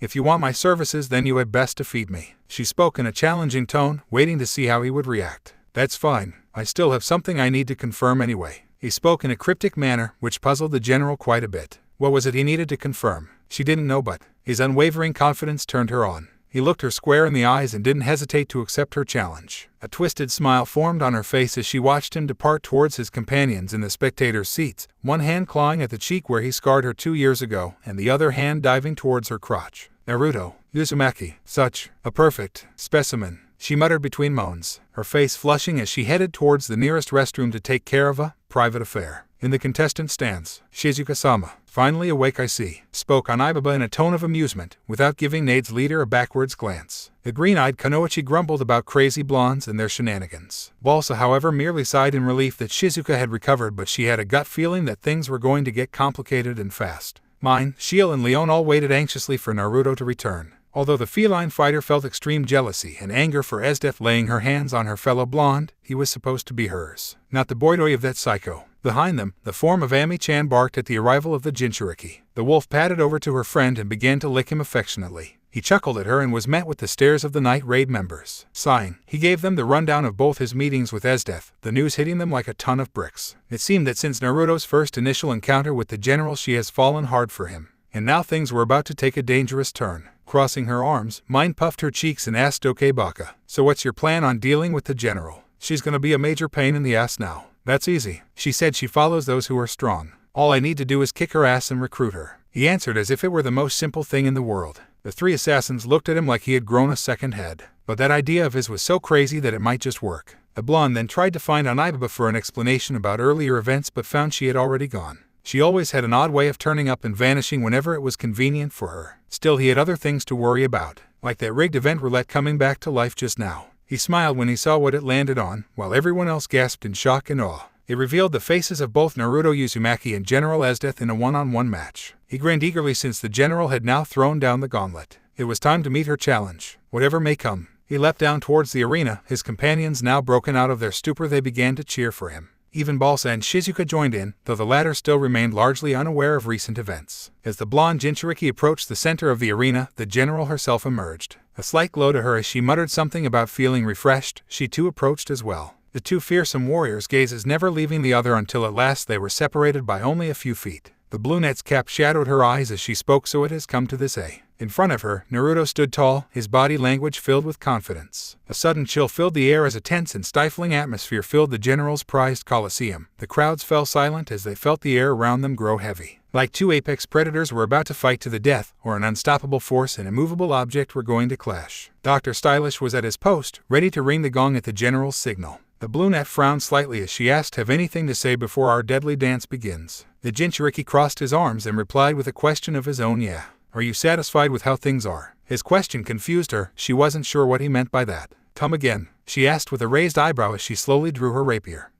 If you can't answer a simple question like that, then you're nothing but a misguided fool," he answered. His response made the general's eyes narrow slightly. The air grew heavier as both fighters unleashed their killing intent, which became so intense that several spectators passed out. "Armament," the general whispered as she focused haki into her blade, making the blonde whistle in surprise. It seemed he wasn't the only one to learn the secrets of haki in the past 2 years. "Naruto, in life or death, I shall claim you for myself. The dance of death begins." She snapped her fingers, signaling Dr. Stylish, who promptly rang the gong. And so began a fierce duel that may shape the nations. The two fighters stood their ground, observing each other carefully, both knowing from experience that in a life and death duel, one careless mistake would mean utter doom. A brief flash of a memory appeared in Esdeath's mind of being stabbed through the chest by a broken blade. This lapse of focus gave Naruto the opening he needed. He charged at her and threw a haki-empowered punch towards her face. Snapping to attention, the general leaned back, barely avoiding the blow by but a few centimeters. She then slashed at his midsection, but he sidestepped it and sent a knee strike towards her stomach. She leapt overhead with surprising agility and thrust her blade downward towards his shoulder. He spun around quickly and attempted to kick some dust into her eyes. She disengaged her attack to shield her eyes, using her arms to prevent being blinded, and then deftly landed on her feet. She thrust her free arm forward and starting firing shards of ice towards him. Focusing his observation haki, he began to avoid the incoming ice using what seemed to be an intricate dance of sorts, which both aided in avoiding her attacks and cover some of the distance between them. Growling, she focused her haki into her legs and sent a powerful kick to him, which he met with his own. The two hakis clashed together, which sent a massive shockwave throughout the Colosseum, which made thousands of spectators pass out all at once. In the spectator stand, Shizuka stood in awe. This phenomenon only occurred when the haki of two people who bore Conqueror's haki met in battle. This was no ordinary duel. It was a duel between monsters. The members of Night Raid were stunned that Naruto, who didn't even have a Tegu, was fighting evenly with their oldest and most powerful nemesis. He may yet be the only one who could defeat her in a one-on-one fight. The two fighters broke off their attacks, ending the haki feedback. They stood on opposite ends of the arena, panting slightly from the exertion. "I understand everything now," Naruto spoke with a large grin that showed nothing but innocence and purity, which made the general blush slightly. "What are you on about now?" she asked him out of curiosity with a suspicious glare. She knew that neither one of them were fighting seriously. It was like he was waiting for something at this time. "Did you know that when two great warriors fight, they can convey their thoughts and feelings through their fists and blades without needing to say anything? I understand you now, better than you know yourself maybe. The reason you seek violence and war isn't just you enjoy the thrill of battle, but there's an empty space in your heart, a big and black bottomless pit that you can't fill no matter what you do, so you throw yourself headfirst into danger to find the joys you seek to fill it. Then I came along and made you feel things you had never felt before, affection, love, and the feeling of defeat after I placed that scar on your cheek. And now, you don't want those feelings of love to vanish, because without a potential rival and love interest, you feel that you have no real purpose," he explained without his smile ever leaving. Esdeath's face was nothing more than a blank stare. She had no means of responding to his claims, because it was all true. She traced the scar on her cheek, which was raw from her constant scratching. Now at last, it didn't itch anymore. Why didn't it itch now? Then, she felt something she had never felt before. Tears welled up and fell down her cheeks as she felt closure and regret. The flash of a memory filled her mind. Her one regret, that carried over from her old life to now. Her own selfish desires and bloodlust ended up destroying her. Because of her own self-destructive lifestyle, she never had the chance to experience true love. All the memories of her old life filled her. Now, she knew what she had to do to find true happiness in her life. Fate had given her a second chance for love and life, and she wouldn't waste it this time. "Earlier, you asked if I was satisfied by how things were. Now I understand. You asked me if I was satisfied being your enemy and being the stooge of that pig Honest. My answer is, I am not. You have opened my eyes." She spoke with a small smile, her heart overcome with emotion. "What are you doing, Esdeath? This is treason." The Prime Minister yelled furiously at her, betraying him. He always knew she was a loose cannon that did as she liked, but now things were spinning out of control. Don't preach to me about treason, since you're the man who poisoned the late daimyo and his wife so you could manipulate the new daimyo who would be an ignorant child. She spoke while pointing an accusatory finger at the Prime Minister. A deafening silence filled the arena as all eyes turned towards the daimyo's private box. Said child daimyo was now staring at Honest with an open mouth. In the cage stands Hiruzen gripped his chair with a white-knuckle grip and yelled out ANBU. Arrest him, the Hokage roared, causing his personal guard to leap into action. The minister immediately began to retreat to avoid the executioner's axe. Unknown to him, the assassin Leon was also giving chase, since she had a score to settle. Esdeath then quickly embraced Naruto and kissed him deeply on the lips with a certain hunger. She mumbled between kisses with barely any time to pause for breath. We must prepare for our marriage, hubby, then we can start making beautiful children. Naruto's sweat dropped slightly. This was clearly a woman of pure passion. She was trying to kill him a short time ago, now she was trying to get hitched and making babies with him. The people who were still conscious all blushed at the scene as Esdeath finally broke off the makeout session to catch her breath. I want at least 50 children to make into a fine-bred platoon of super soldiers. She spoke bluntly, making Naruto's face fall into the ground. You are out of your mind. There's no way in hell you can give birth to 50 babies. That would destroy your body and figure. He spoke while comically slapping at the air. Oh, you are right to worry for my health, Naruto-kun. I know. We need to get some concubines to share in the burden and... The general tried to speak but was interrupted by the yell of a certain Pinkette. Hey, that is my property that you're raping with your mouth. Hands off. He is mine, yelled Mine as she flung herself onto Naruto while puffing her cheeks. Shiel followed close behind and grabbed his arm, placing it in her generous bust as she too tried to keep him to herself. Oh, volunteers. Excellent. The sooner we can begin, the better. You have my blessing to copulate with my husband after he and I consummate our marriage. Naruto, I hear that hot spring country is perfect for weddings this time of year. The general spoke in a jovial tone, causing the night raid assassins to look at her as though she had lost her mind. My god, I knew she was crazy but now she has gone completely over the edge. Mine whispered slightly in fear. Naruto however shrugged. He was half expecting to get into a brutal dragged-out duel with the general until he finally came out on top. But this worked out just fine. Who general? Not to beat a dead horse or anything, but maybe we should finish our match. You know, for the sake of mutual entertainment. He asked with a small smile to diffuse this odd situation. Oh, excellent idea. Concubines, you may go now and watch. The general spoke while shooing away the two assassins. Concubines, how dare you? Naruto is my. Mine tried to scream in outrage, but a sharp whistle from Naruto summoned forth his friend Ami-chan, who picked up the night raid members and carried them off. Now that is out of the way and we're no longer enemies, shall we? The Jinchuriki spoke with a grin, as though he were inviting her. She nodded eagerly and was prepared to continue her duel with him. In a more friendly manner, of course. But an explosion interrupted them. The hell was that? Naruto asked while looking towards the general, who seemed just as confused. It would seem their match needed to be postponed.